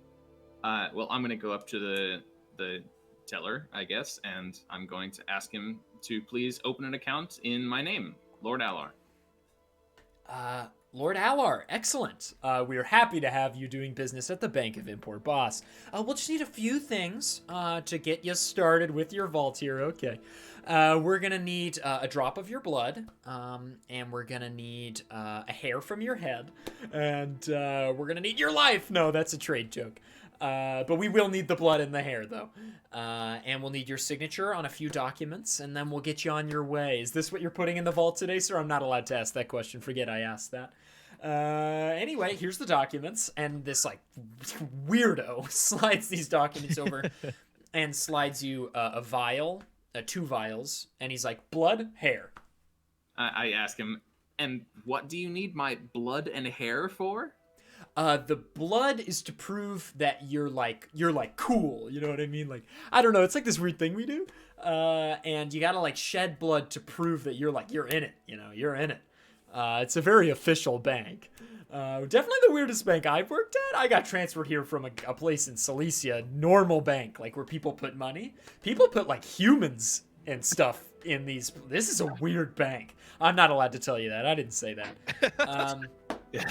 The hair is in case you want one of your next of kin to come open the vault for you. We'll take some of their hair, and we have a guy. I shouldn't be telling you this. We have a guy that can analyze the two hairs. I really should not be revealing this information. And he can tell if you're actually related. Again, I am remiss to tell you any of this information. It is pivotal that I do not. I will just pretend I never heard it. That would be excellent. That'd be great. And I tell him, I've recently made a dear acquaintance. My good friend Charles gave me this recommendation, and he has spoken so highly of your establishment. I'm sorry, sir. I'm not allowed to know who the note comes from, but it's Charles? Okay. And he's wearing a little name tag, and you notice it for the first time, and his name is just Hank. And I lean over the desk, and I say, now listen, Hank. Charles has told me incredible things about the security here, and whatever vault he's got, I would love to be as deep down there as he has, because the stuff that I've got in this here sack, you don't want to know. But I don't. Let me tell you, it is important. Oh, wow. Okay. I own almost nothing. I shouldn't have told you that. I give him a gold coin, and I say, well, now you own a little more. I don't want handouts, but thanks. Legally speaking, I'm not allowed to take bribes, so I'll just accept this as something you dropped. I don't know. Great. No, it was missing. I'll try to do what I can. Get you a vault deep down there, really deep down there. Sir Charles' vault is definitely deep and safe and well guarded and has some safety nets. I shouldn't have told you that.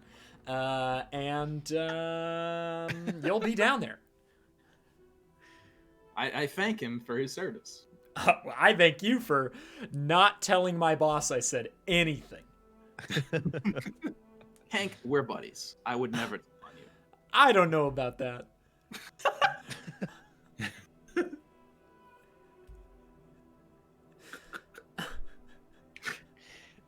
Hank's an asshole.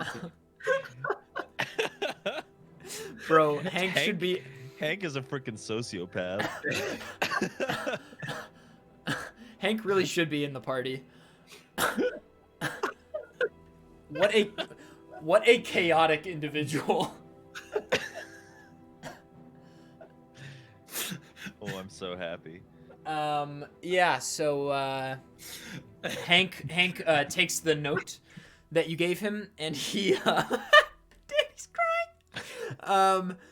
And he sort of walks into like a back room, and he, does some stuff for paperwork or whatever, and I assume you do the blood and the hair. Yeah. And sign the documents and everything. And Hank comes back, and he's like, great, everything's in order. I'm going to take these back in there and put them on your file, which is where we keep all the information. God damn it, I need to stop talking. Anyway, I'm going to help take you to your vault. Great. That's where I need to be. Should we jump really quickly to the other boys? Are you waiting to come in? What do you think, Bobby? Is now the time, or? Well, we would have liked to have trailed behind Lucius. How much are you trailing? Probably like a couple 100 feet. So we probably would stroll up to the bank doors, maybe. Like about now. Yeah, about now. Sure. Yeah. To the guards. Okay, so we'll get to you in a second. Together, we're kind of like near each other. Okay. Lucius and maybe Gouger. Hank is like, okay, great. I and a couple of the guards are going to take you to your vault now. And I'm trying so hard to just do my job so hard. You're doing great, Hank. Fantastic. I don't need praise.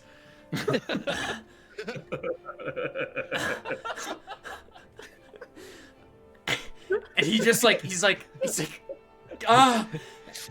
And he sort of takes a clipboard and a quill, and he starts walking, and you are obviously supposed to follow him, and 2 guards sort of emerge from the back, and they are behind you as well.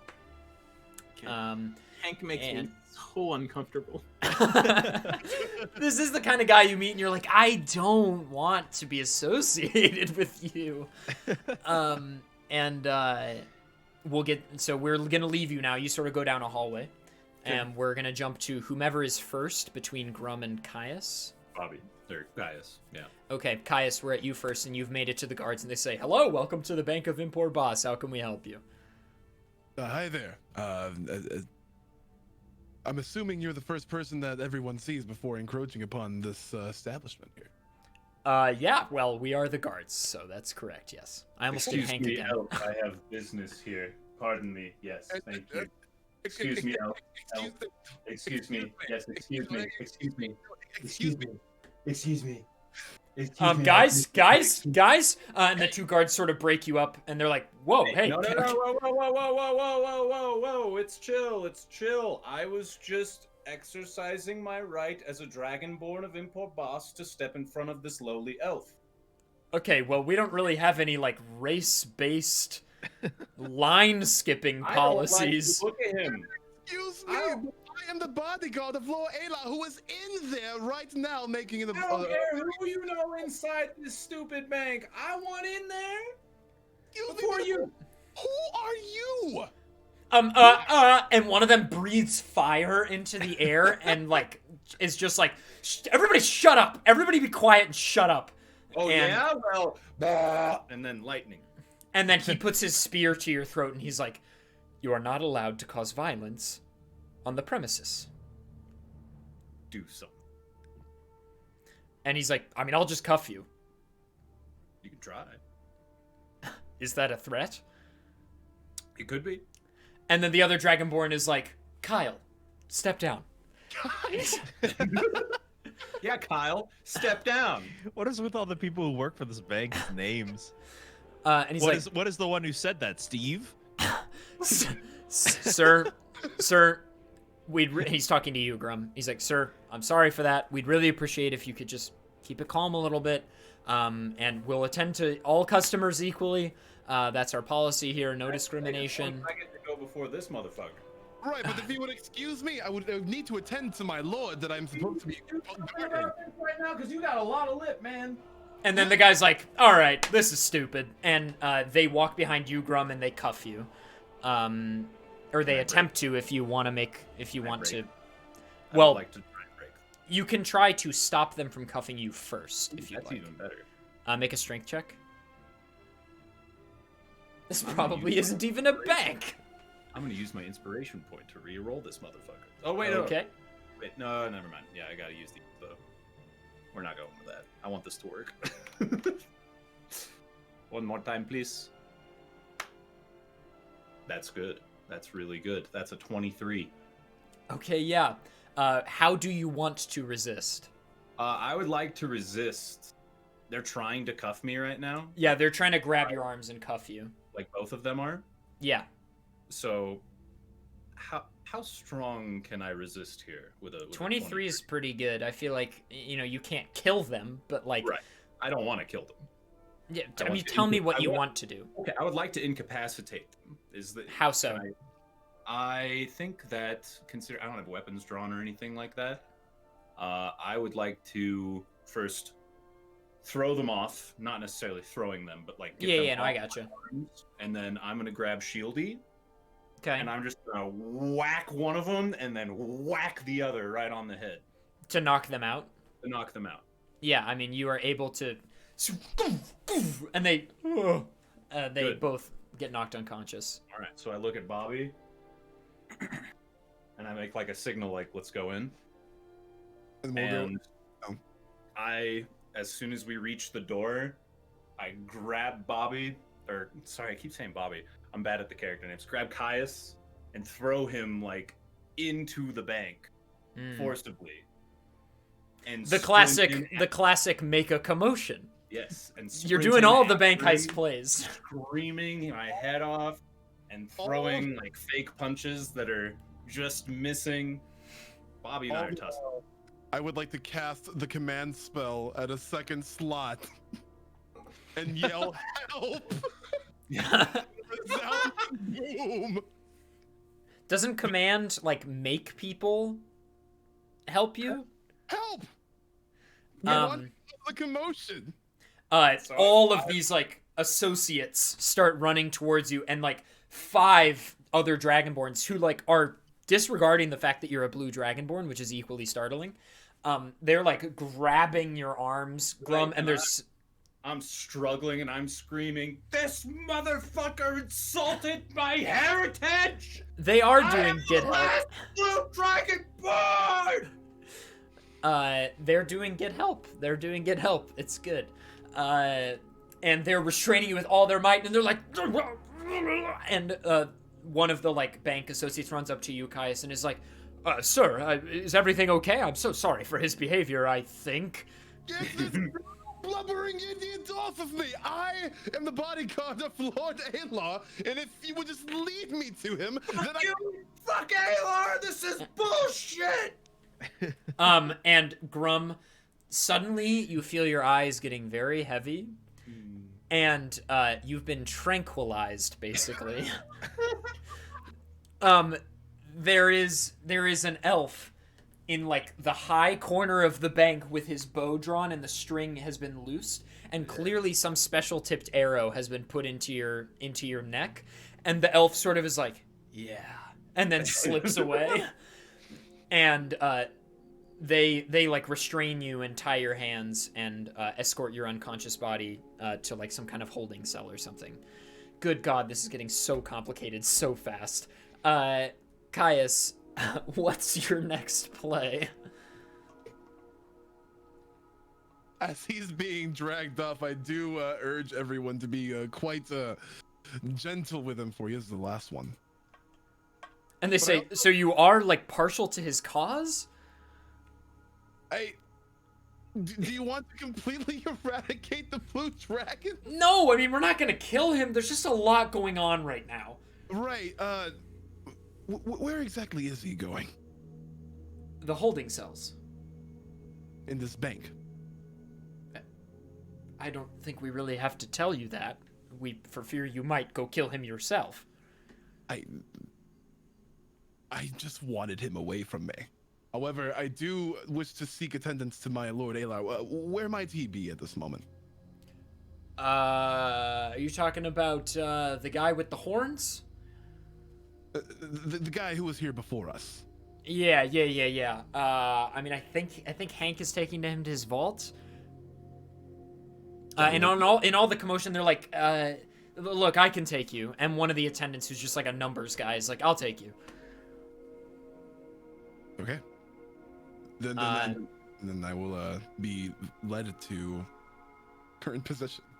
Yeah. So you're now some distance behind Lucius and Hank, and Lucius, you didn't hear any of that. You are quite deep. And it's sort of like a maze of chambers, and there's like smaller vaults towards the entrance, and then you get to this open room, and it's like a cavern within the mountains, and there is very Harry Potter like a cart, and Hank's like, "All right, we're gonna get in the cart and go to the deeper section of vaults, since Charles is a well-regarded customer. His recommendees will get the deeper vaults, which requires us to take the rail. I hope that's not a problem." Not a problem at all. Okay, great. Because if it were a problem, I quite frankly don't know what I would do. I got no other plan. There's no need to worry about it. Okay, I'm worrying about it a lot, though, is the thing. It's okay. Like the thought that you might have said no makes me uncomfortable. Yeah, I know a thing or two about being uncomfortable, actually. What? Nothing? That's a weird thing to say. You know, there's weird things going on lately. Okay. And he gets in the cart, and the two Dragonborn guards get in, and you maybe get in.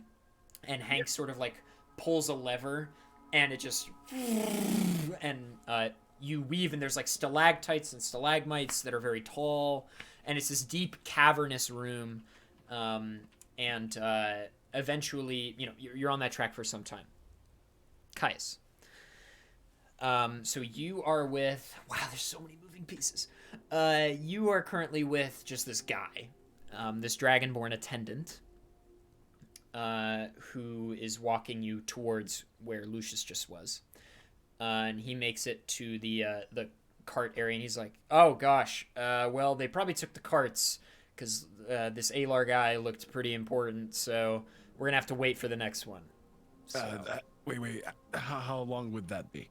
Well, when they're done with... There's only one for security reasons, so... when they're done with it, it'll return, and then...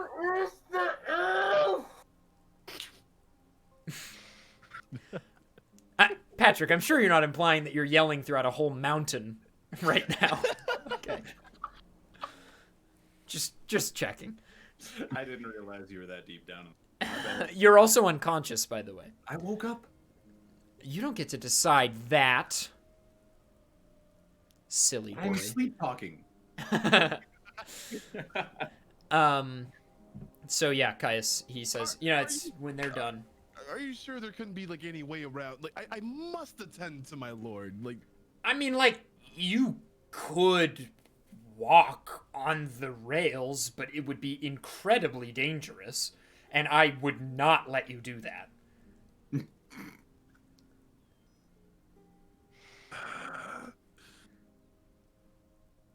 Then I guess we should wait, right? That's what I said we should do, yeah. I'm trying to look within everywhere around my person to see if there's anything like accessible, like within the climbing distance. Like places you could climb up to or something? Yeah.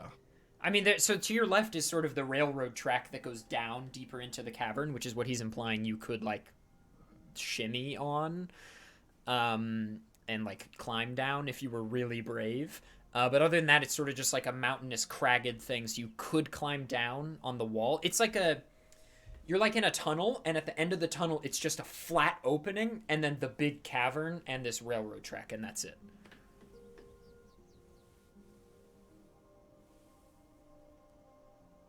I might want to walk. I might want to walk along the railroad track. Are you saying this to this individual? Yes. I'm going to attempt to persuade him to let me do this. Okay. I'm gonna have to say like no again. You can roll persuasion. I am going to roll a 17. Oh no! He's like, Jesus. Are you like a skilled climber? I am bound by blood to my master, to my lord. Oh God. So I must attend to him. I feel like it's like a damned if I do, damned if I don't. Like I'm gonna get in trouble if I don't let you go, but I'm also gonna get in trouble when you inevitably die. Listen. You could go back and you could tell them that we caught up with the cart, and there would be nothing else to hear from me ever again. Well, yeah, because you're gonna die when you slip and fall and die. Sure, fine, whatever. God, if you have... Okay, fine. Yes. If it means I don't have to deal with this situation anymore, yes, great. I'll see you in hell. And he just leaves. That's my favorite warning. You're gonna die if you die. Yes. Those die that are killed. Yes. Indeed, yes. Those... Socrates once said, I think, Unless those it's die Dragon that Ball are killed. Unless it's Dragon Ball Z. Yes. So yeah, you can... athletics check your way down this motherfucker. Honestly, I think that's a strong point of mine. We're gonna find out. Did you said athletics or acrobatics? Athletics. Then yes. You're not doing a cartwheel. True enough. But yes, I will roll. With the bonus, that's a 22. You are able to just, like, the parts that are vertical, you, like, ladder down. You do these amazing grips that shock even yourself. There are moments where it goes, like, topsy-turvy, and you're able to, like, swing around. You climb magnificently all the way to the end of the track, and you see... What was the cart ride like? Vomit-inducing. We'll get there in a moment. You eventually get to the... it's probably easier for a person to do it than the engineers had to do for the cart. Because Bobby, when it's upside down, can still be right side up, but the cart can't do that. Yeah, Gouger really flopping around in the sack there. How do you know I'm there? I don't. I'm outside chasing butterflies.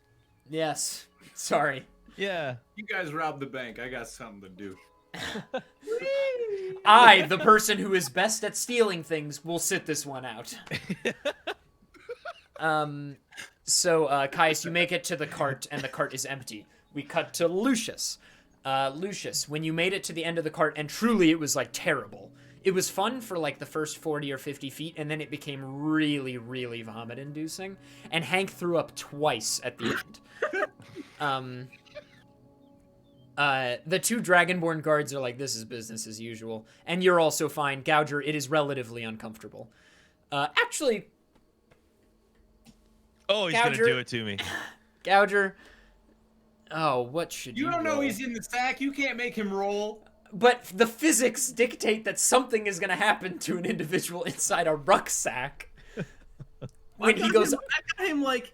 I've got my arms around the sack like I'm protecting it. It's full of valuables. Okay, never mind. It's fine. Okay, it's fine. Okay, it's And, fine. motherfucker, you're the one that made it so that this cart goes topsy-turvy going down a fucking mine track. Yeah, You're sometimes I make decisions that have ramifications down the road I didn't know about. Isn't that what it means to be human? Isn't that what it means to be a person? That your ignorance of physics applies to us as well. Do you have an undergraduate degree in physics? No, do you? I will in a couple weeks. You don't. Correct.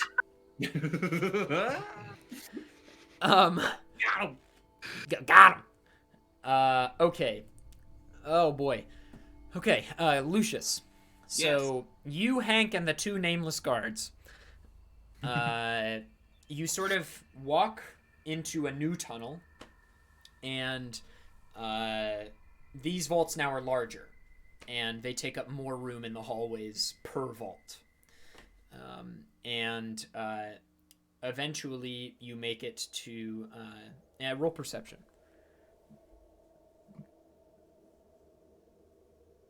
14. Okay. The vaults...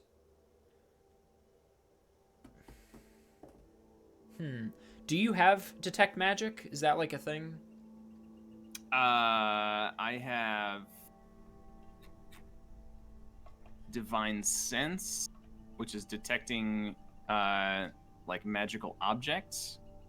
Yeah. Okay, so then, yeah, I mean, and we talked about that before, in reference to the object being magical. There is one vault on the way to yours, and it's like it's like four vaults before yours, and you detect the goblet within it. And then, 4 vaults down, Hank stops and he's like, all right, this is your vault. All those other ones weren't yours. I assumed that when you told me that this was mine. I just wanted to be clear. Shit. Anyway, I'm gonna unlock it now with the key, and then I'm gonna give you the key, because it's yours. Great. Thanks. Now, what I've got to deposit in this vault, obviously it's private to me. I wish so deeply not to know what's in the vault. I'm gonna walk away when you put it in there, because I really don't want to know, because then I know, and then I might tell someone, and I'm gonna have to deal with that situation. Yeah, we don't want that situation. I really don't want that.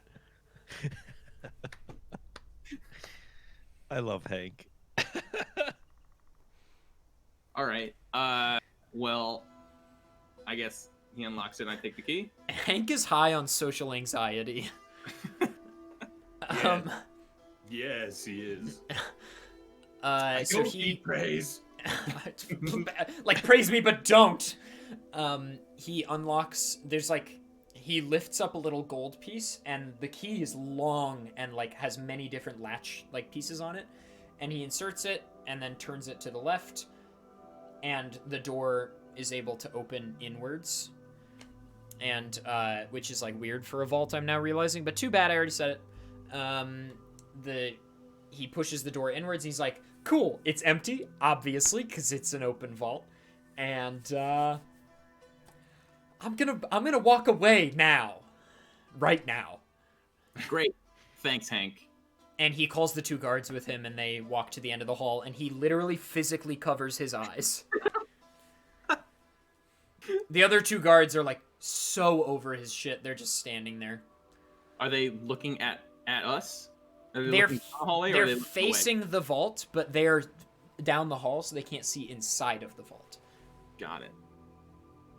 Okay. I will step inside the vault, and I would like to look at the keyhole to see if I can see through it at all to the hallway from inside the vault. You can. I can. Okay, that's interesting. So I would like to. The plan is coming together. Do you close the vault door? No, I'm gonna leave it open for now. I've got my right. Let's see. How do I want to do this? Give me like a second to think. You want to cut over to Caius for a little bit? Let's cut to Grum. Oh, okay. Grum. It's a really convincing snore noise. You should like jolt awake, and you're in a yeah, exactly like that. You're in a holding cell, and it's just you, and it's just like iron bars between you and a hallway, and there's no one else in the cell. Well, my very first instinct is to try and rip the bars apart. Roll strength. Okay. There is a number. Is that number 22? No. Damn it! They're iron bars. I'm ironborn. I don't know. Fuck. I want to rip the bars off. I know what you want to do. Yeah, they don't rip. And as you struggle to rip the iron bars open, there's a dragonborn who's like rounds the corner and is like, "Are you trying to open the bars?" Yes. Okay. Hey, just as a With point proper of leverage, I can get them open. just as a point of query, 2 of our guards were found outside the front of the bank unconscious. Yes. Oh, so it was definitely you. Okay. No. I was going to ask if it was you, and then you, before I even asked, said yes. Well, the thing is that it was more like collateral damage. I didn't I want to do business here, but I was so enraged by the blatant racism of the person that I was attacking that in my blind rage, I accidentally must have hit the guards. I remember hitting more than just that elf, but it's all a blur. It's a blur. Okay. So I'm sorry about that. Are they No, okay? Yeah, they're waking up. They're not pleased. Well, I'm sure. I'm not either. I know, you've said so. I mean, I think, on the homeland, and because it feels like it's the right thing to do, I'm sorry for the troubles of your people. You know, it's a long, storied. You know, there are so many unknowns, but we know that they were a proud people. You know, I'm sorry. Your respect means a lot. Thank you. Well, I appreciate that, and I'm sorry that in our establishment, this is clearly a manager of some kind. He's like, I'm sorry that you encountered some level of discriminatory action within our walls or out front. I don't hold it on you, or I'm assuming the establishment you work for. It was clearly a clientele's hired guard of some kind. So no relation to you guys. I let anger get the better of me. It's a bad habit. I really gotta get that in check. I respect. Thank you for being honest with me. Because it's if a lot of times when I get into situations like this, not like this, I've never had anything like this, but situations like this, I feel like people are just like talking airs, but it's nice to hear a dragonborn of culture and of honor and respect. You get it. Sort of just saying exactly what happened, Exactly. And, we had to tranquilize you for security purposes. Water under the bridge. Okay, cool. And I'm glad you understand that. No, Let's get you out of here. Let's get you out of here. I deserved it. All right. Do you want to come out? I would love to. I don't like cages. Who does? I guess you do. You have one in your bank. I was gonna say creeps, and I don't want to be implied as one of those, so I'm gonna let you out. I would never. Okay. And he unlocks the door and opens the door to the iron bars. Okay. I leave the cell. He's like, great, well, I hope you still want to do business with us. I would love to. Cool, well, I can escort you to the front desk if you'd like, and maybe if you want to open an account or pull up a file or something, I can help you with that. Take me on in. I think our one teller is currently preoccupied. With security as tight as it needs to be here, we only trust having one guy. And we have found, let me tell you, this absolute buffoon who will do almost anything you tell him to do under the pretense that he doesn't want to be made uncomfortable by not saying yes. And so he's the yes man. Well, yeah, but we pay him enough. Like, don't get me wrong, we pay him a living wage. And he works fine hours, like a reasonable amount of hours. But he's, I don't know where we found this guy. He is a real nut job, let me tell you. Sounds like something. Yeah, Can he I says... meet him? I want to meet him now. You talked him up. You will hate him. I mean, like, you will hate him. I want to hate him. Okay, well, I gotta meet him. You gotta take me. We'll get you there. Let's go. So you start walking out, and we'll jump to Caius. As a side note, I'd love to say that, like, the guard of the jail cell saying that their security in their bank is bad, I know, the teller is bad, is just fantastic.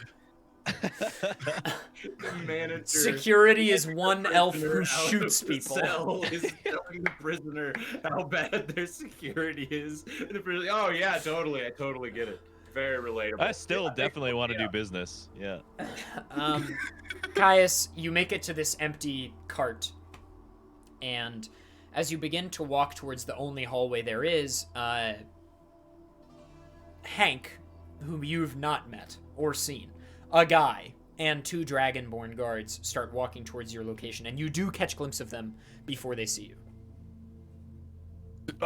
I tried to wipe myself off and just kind of make myself presentable as if I wasn't completely scaling for the past 40 minutes or so, or however long.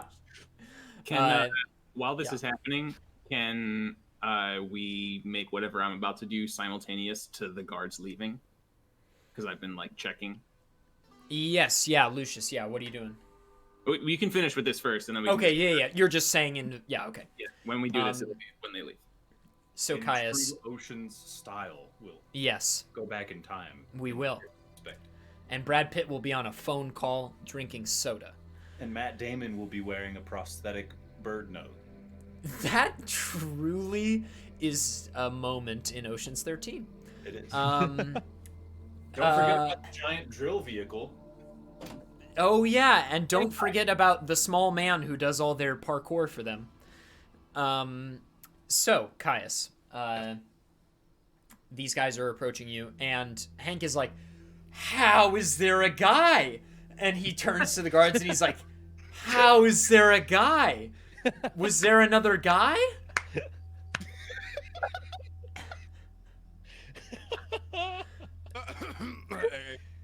Excuse me, kind fellows. And he's speaking to us. Sorry, what were you gonna say? Why? Yes. I'm sorry we hadn't caught up. But I am Caius and I am supposed to be attending to Lord Alar. The way that we try to surveil our very lord is very afar. We come here in segmented groups, and I've already had clearance, and I would just like to attend my lord, please. How? So if you would leave me on my way. I almost don't want to ask because I feel like finding out is going to bring up more questions, and more than a few questions is more than I'm willing to ask. But how are you here? In an attempt to persuade, I'm going to raise up my right arm and I'm going to let shine forth the S symbol of Salar and just say, magic. Now I will be on my way. And I will attempt first of all, it's on your shoulder, and second of all, oh, you're holding up the piece. Yes. And it's solace for what it's worth. I know I misspoke. No, I know. If we get the lore wrong, I'll be upset.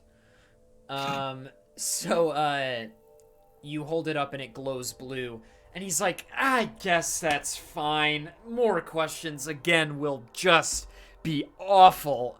Ugh. Go on in, I guess.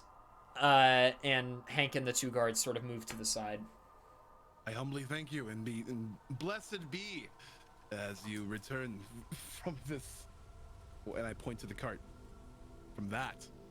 And I hurry. Well, yeah, and you didn't take... I still... Whatever. Well, we're all going to go back on it. We're waiting for your master. He's in the vault, and then we're going to go back together, I assume. Then I shall hurry and retrieve him. Excuse me. And I hurry along. Yeah, please. I would like you to excuse yourself. That would be nice.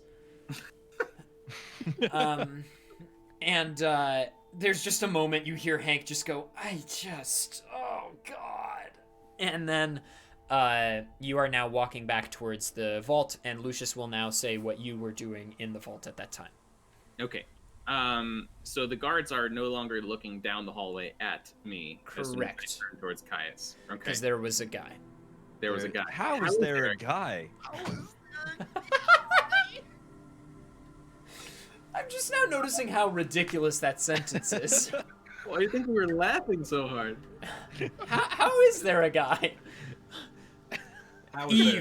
Eve looking at Adam. How is there a guy? All right, so the moment that the guards turn away. Oh, it'll be a sub alert. Don't you worry your little behinds. On this very twitch.tv channel. Yes, Lucius. Yes, I am going to rush out of my vault.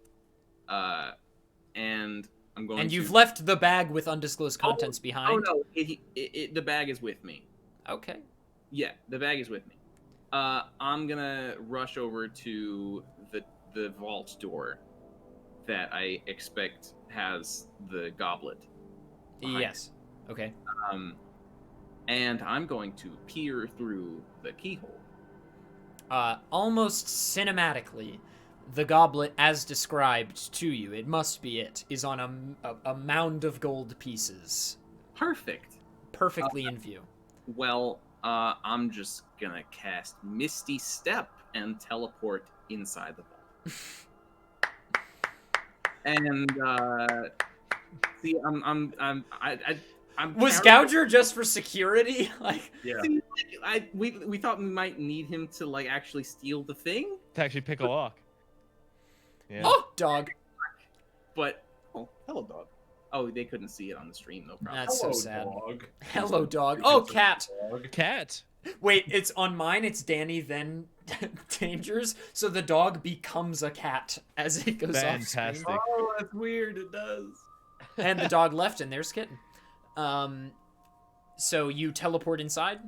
Yes. You're now, you and Gouger, supposedly, are now both inside of the vault. Okay. Well, I brought Gouger with me in case that the goblet wasn't readily available inside the vault, like in case we need to search for it or something, and he's good at stealing things. Anyway, we take the goblet, and I'm gonna put it in the sack, and I'm gonna give it to Gouger.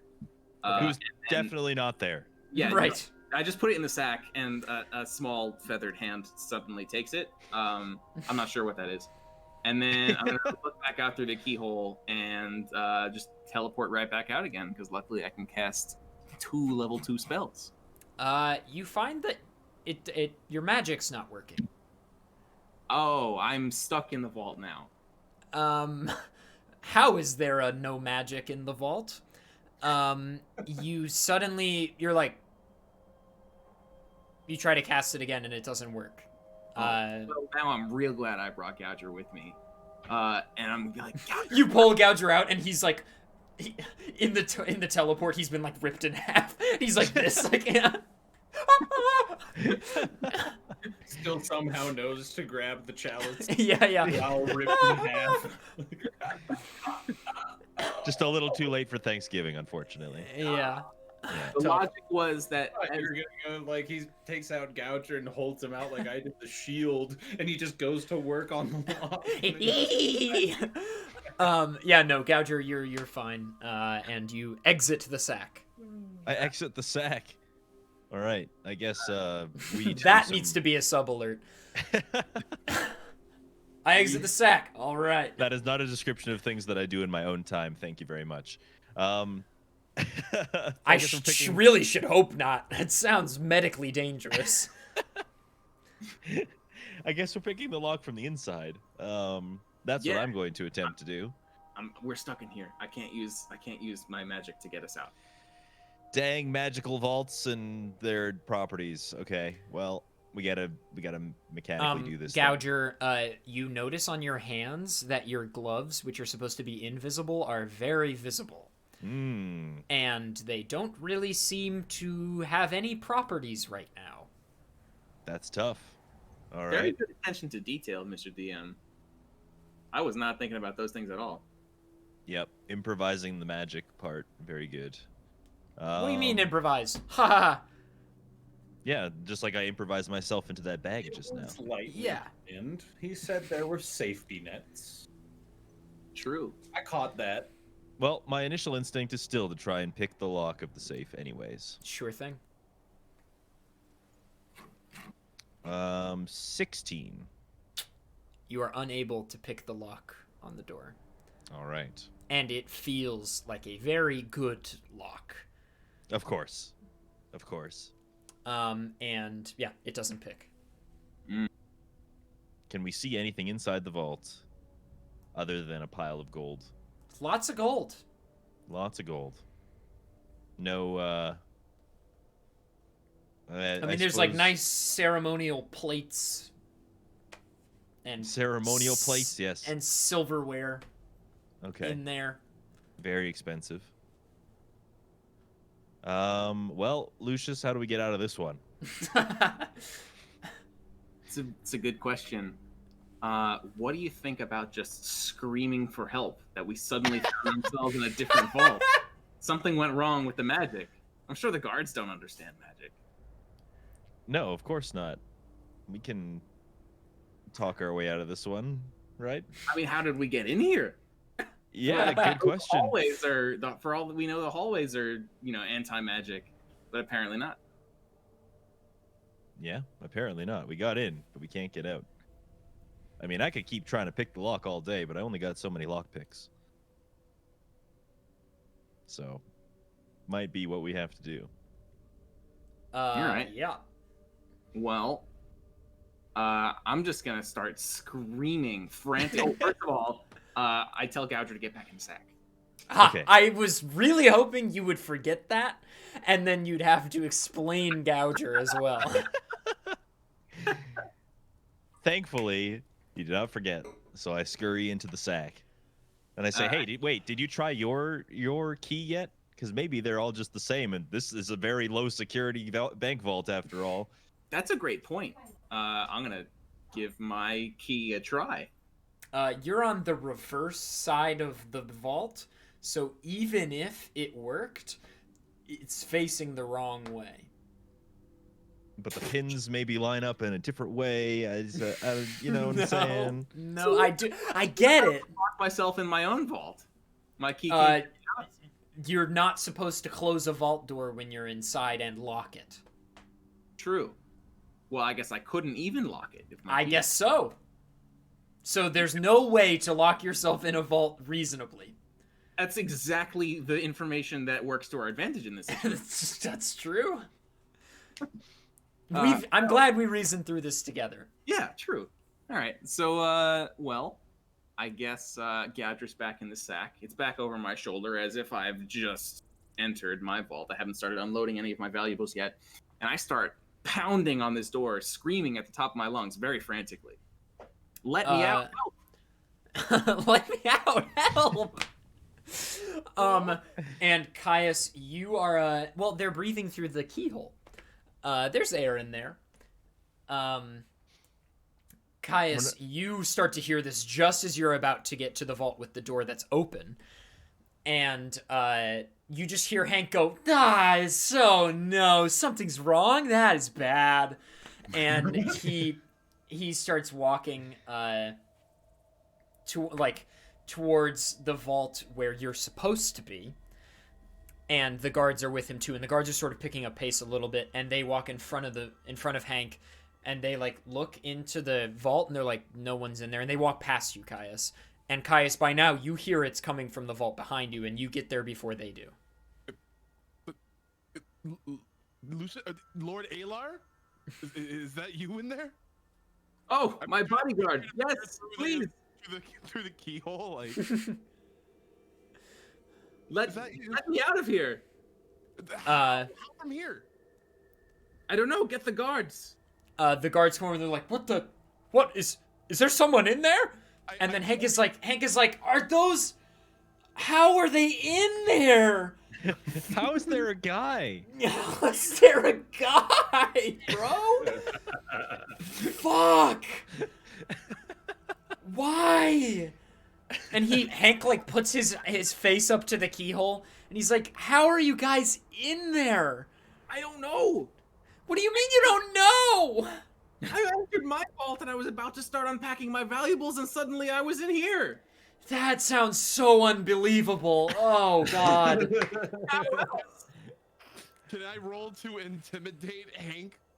Because me just having just come here and seeing that these folks had imprisoned my lord. Yeah, sure. Roll it. I will. You're goddamn right, I will. That's a 17.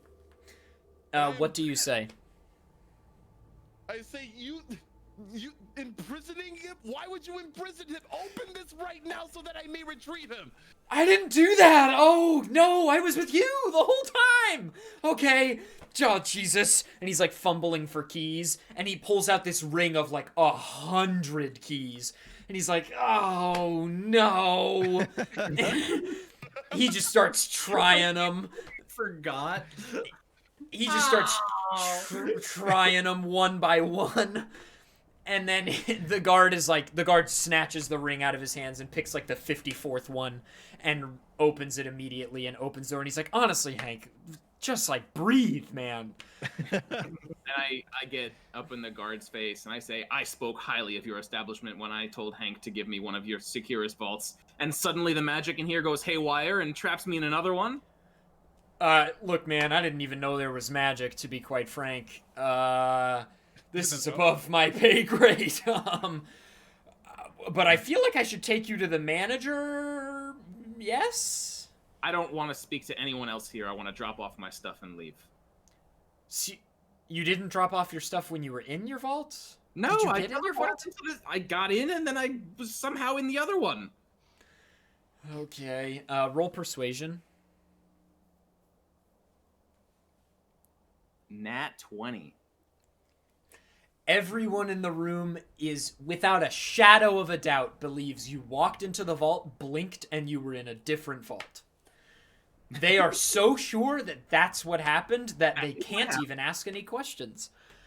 I did think I was in another vault. So I'm speaking with truth here. That's true. This is a big Nat 20 day. Yeah, truly. That's 4 crits today. Finally. The rest of us are getting some of that good. And sack. Hey, I have the thing, all right? That's true. I'm doing the important heavy lifting here. Yes. They're like, okay, yeah, you can go drop your stuff off. We'll, like, watch if you want so that you don't teleport again. Yeah. Yes, please. Okay. What are you depositing? Gold? What else? That's what you want to keep so secret? It's a lot of gold. Do you see the size of this sack? I do. Just stand outside the door and turn your backs, please. Okay. And they do so. Okay. And I am going to, well, see, now the size of the sack is going to stay the same. Well, you know, it happens. And you know what? I'm just gonna storm right out and like immediately on a dime, like 1 second later, I'm gonna be like, you know what? I've changed my mind. This place doesn't seem secure at all. And if I could teleport into another vault, who's to say that the stuff I leave here wouldn't do the same? I don't trust you guys with anything. Hank's like, I hate how reasonable that is. You know, I make a commission on vaults, and I'm not gonna make one, and yet I agree with you? I hate today. I hate it. And Hank's like, let's leave. I'm already ahead of him. I storm off in a huge... Lord Eli and I just, like, go after him, like, let's return to the surface! And Hank's like, hang on, can I have your key, please? Yeah, I just toss it back over my shoulder. He picks it up off the ground. He's like, that was so curt. And then he closes the vault door and locks it, and he and the guards get in the cart with you. You all take the vomit-inducing ride back up. And now you are... Hank throws up. And you make it to the main hall, and Grum, you are at the front desk currently, and the manager is helping you. And he's like... And they are emerging out of the hallway, and he's like, so, sir, is there anything we can... Do you want to open a vault? Do you have a vault? Is something wrong? Staring at Caius right now. Yeah. Like daggers. And it should be I'm noticed going to- for the manager that I am pissed. Sir, okay, I get it. The guy that was mean to you is over there, but like, sir, please, we talked a moment ago about how hard it is for me to just like keep things in order. If you could just like keep it under control for just like a few minutes before you get outside, that would be so excellent. I'm going to with a bellowing shout. That's fine then. Because me and this one, we're going to take it outside.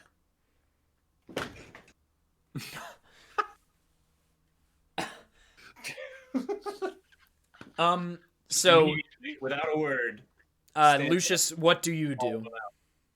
I just hang back. I don't want any part of the conflict.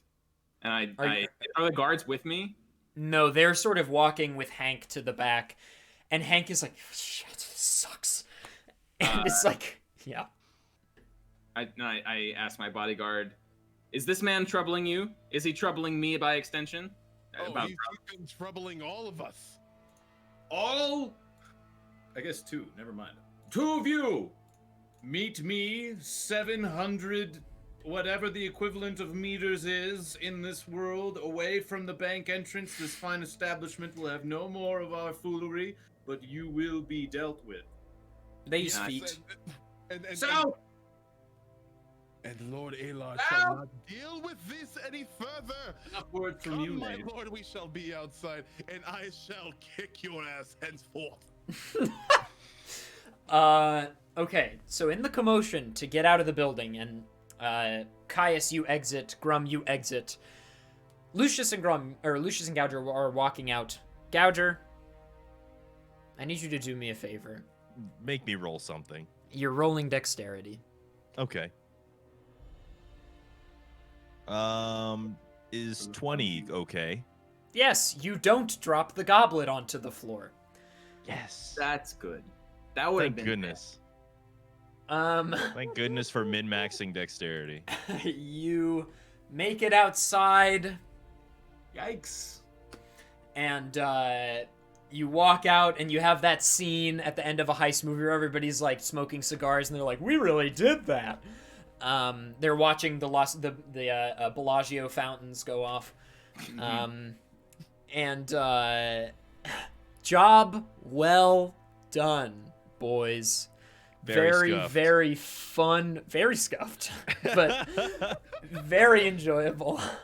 What happened with that elf guy who was like cool? He's gone. Yeah. Who knows about him? Played the most important role in the whole thing. Cool. Here's a question for you guys. We can either... Yeah. We can either do the Senate hearing tonight, or we can do it in 2 weeks. It's totally up to you. We're, what, 4 hours in now? Yeah. We're at... on time of starting, we're 3:54 in. I vote we win. Do we want to clean up the ending of our job with luck? Yeah, sure. And then we'll call it a day there. Sure. That sounds good. Right on. This I feel music like is... I'm gonna be dragging if we do like a if we do like a whole sequence leading up to a big battle. Yeah, that sounds like it leads directly into the shrine story. So that sounds like it's yeah. fun, fresh day. Sure. Also, So- 2 weeks from now will almost be Christmas. True. Damn. Get in the big wintry mountain. Yes. How apropos. Yeah. How convenient. Truly. Like, it was Actually, fun. it wasn't. We ended up in the spooky haunted swamp for Halloween. Okay, And well, now that was we're planned. On the snowy mountaintop for Christmas. That was not planned. Get fucked, Southern Hemisphere watchers. Tough. So, you make it back to town, all pleased, and you meet as instructed in Luck's hotel room at, what was it, like 2 or 3 in the morning or something he said? 3 in the morning. And he's like, boys, I know you're not coming back empty-handed. Show me the goods. Is I Gouger in the grab- sack? Yeah. He's been out. No, he's in the sack because I want him to be in the sack. So I kind of Lucian want to can be in like, the sack. finger, and then he turns around, and then I just rip the zipper, and Gouger pops out with the chalice. Something I wanted to retcon in, actually, is while you guys are going to meet with them, he said that thing makes you drunk. I've got a water skin on my person, so I pour a little bit in, and I just take a swig from it. and It's see if it amazing. works. You're like comfortably tipsy instantly. Oh, fantastic. So I do it again. Out of the sack, you- Yeah. Yeah, you're like just before uncomfortably drunk. You're like a hair before that. Excellent. It's a great place to be. Perfect. Yeah, let me out. Or Luck says you didn't come back empty-handed, so I actually just like poke my head out the top, like, here you go. And he's like, hey, the goblet! That's my mother's goblet! And he grabs it and he's like, drinks? Oh yes. And how? And you share a very hearty evening filled with drink and merry, and Luck pays you all handsomely 20 gold pieces for your work. I want to ask him for 30. What was that? I ask him for 30 because I got tranquilized. He says, for my boy Grum, and because I'm slightly want to be nice about that racist thing I said, 30 gold. Oh boy, I knew I could count on you, Luck. He's also My man. drunk, you all are. You literally can drink anything out of the any liquid out of the goblet, and you get drunker instantly. So it's a great evening filled with great merriment. It's just like real life. It is. And then that evening, the lot of you pass out in Luck's room, and hopefully you'll wake up in time for your Senate hearing tomorrow. Typical D&D stuff. Showing up just completely hungover. Yeah, all in Fantastic. sunglasses, like, yeah, we need to go to the shrine. Hair just disheveled. Just... Yeah. But that is where we'll conclude episode 8 of Speedrunners and Dragons. Thank you for joining us Fantastic. this evening. Wow, that was a fun one.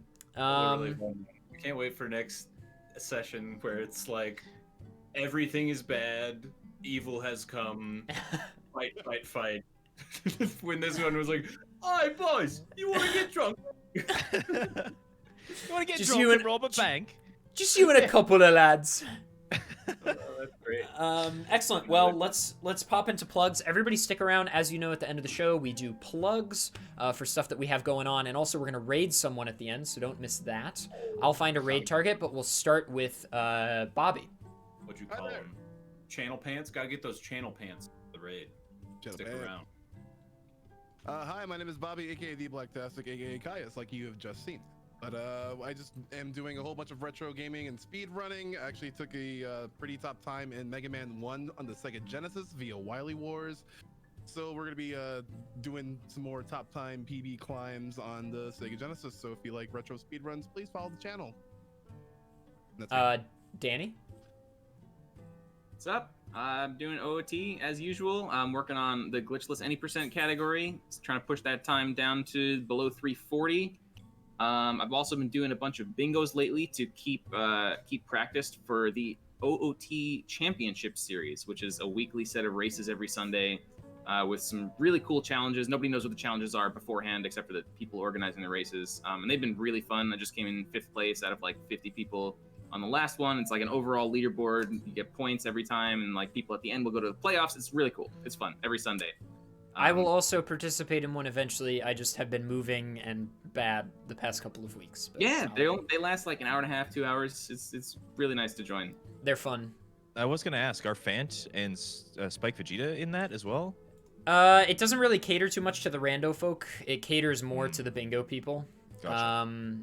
Traditionally speaking, this is the 3rd OOT Championship Series. Because I could have sworn they were in something on Sunday as well. Maybe that's linked to the past, but yeah, I haven't seen Spike in the races.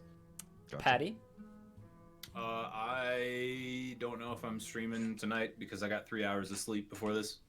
But if I do, it'll either be Crosscode, which if you don't know what that is, it's an indie top-down pixel game that's basically like Secret of Mana Combat. It was crowdfunded, if I'm not mistaken. It is, yes. It's a really cool game. Super dope. I want to play more of it. It'll either be that, or I'm back on the Destiny 2 grind for like the 4th time. It's been pretty fun. I'm enjoying it. So it'll be one of those two things. If not tonight, then definitely tomorrow. Dangers? Yo, howdy. I have been doing a lot of Fall Guys stuff lately. I actually played Super Mario Odyssey for the first time in like 3 months the other day and beat it any percent and did all the tricks and stuff. I was very proud of that. Don't know if I'm going to be streaming it anytime soon, but I am kind of getting the itch for it again. But right now, Fall Guys stuff. There's a competition on Friday that's coming up. It's going to be Fall Mania, hosted by Grand Pooh Bear. So that's on Friday. Ben's hosting another one of his bi-weekly tournaments. It's an all-stars version, so all of the best people who've been in his tournament showing up on Saturday and Sunday to do that. And then the weekend following, which will be right before our next episode that we have, is going to be my own hosted tournament called Fallapalooza, which is a duos tournament. Everybody's already signed up. I don't know where Patty is, but I'm going to point in several directions and say that some people here might be commentating with that. Yeah, Wave said, oh, okay, hi. Yeah, up there. That's him. And also adef, I think, is over there somewhere. Yeah, they're commentating, so that's going to be cool. It's going to be great. Prize pool, cash money. It's pretty cool. So I have like a lot of really cool people working on it too. People who know what they're doing with the whole restreaming thing. So I think it's going to be a pretty good show. It's going to be sick. I'm super pumped for that. Yeah. I have some things. adef versus the Cube. No one cares. Shut up. This marathon is the day before Fallapalooza on Friday, December 11th at 9 a.m. Eastern. I have never solved a Rubik's Cube before, but I damn sure am gonna try. My dad is gonna stand right there at the beginning and scramble this without me looking. So if you want to see my dad, that's incentive enough. And then I'm gonna try to solve this over the course of 12 hours. And Bobby and Dangers and Danny are all playing games in adef versus the Cube. If you came from Andy's stream, Andy will be racing Futon in a randomizer as well. Cosmic's in it too? It has Cosmic and Author Blues. Am I forgetting someone? Hey, adef, what happens if you solve it in like 2 hours? I have secrets planned because I know that is a possibility because I'm very smart. Or I'll get really lucky and solve it really fast. I have a contingency plan. Okay, cool. I have a contingency plan that I don't want to reveal. But the contingency plan is in this cupboard. Ooh. Yeah, I'm really looking forward to that. That's the kind of content I want to do on Twitch. What, Patty? See through the keyhole of the cupboard. Yes, you can actually teleport through it. Cool. But not back. It's a one-way. It's a magical cupboard. Yeah, but adef versus the cube is the kind of thing that I want to keep producing on my channel as it grows because I prefer making really long-form style content more than anything. So expect more stuff like that in the future. Also the partner push is ongoing. I made a Breath of the Wild randomizer. I coded a thing that like creates a challenge run for me to do. So it doesn't randomize the game. It just randomizes goals that I have to accomplish. Kind of like a very directed bingo. And I've been doing a lot of that, and Mario 35 in prep for AGDQ. That's it from me, and I think from the boys. Thank you for watching this evening. Had a blast. If you stuck around, we are going to raid Silent Wolf.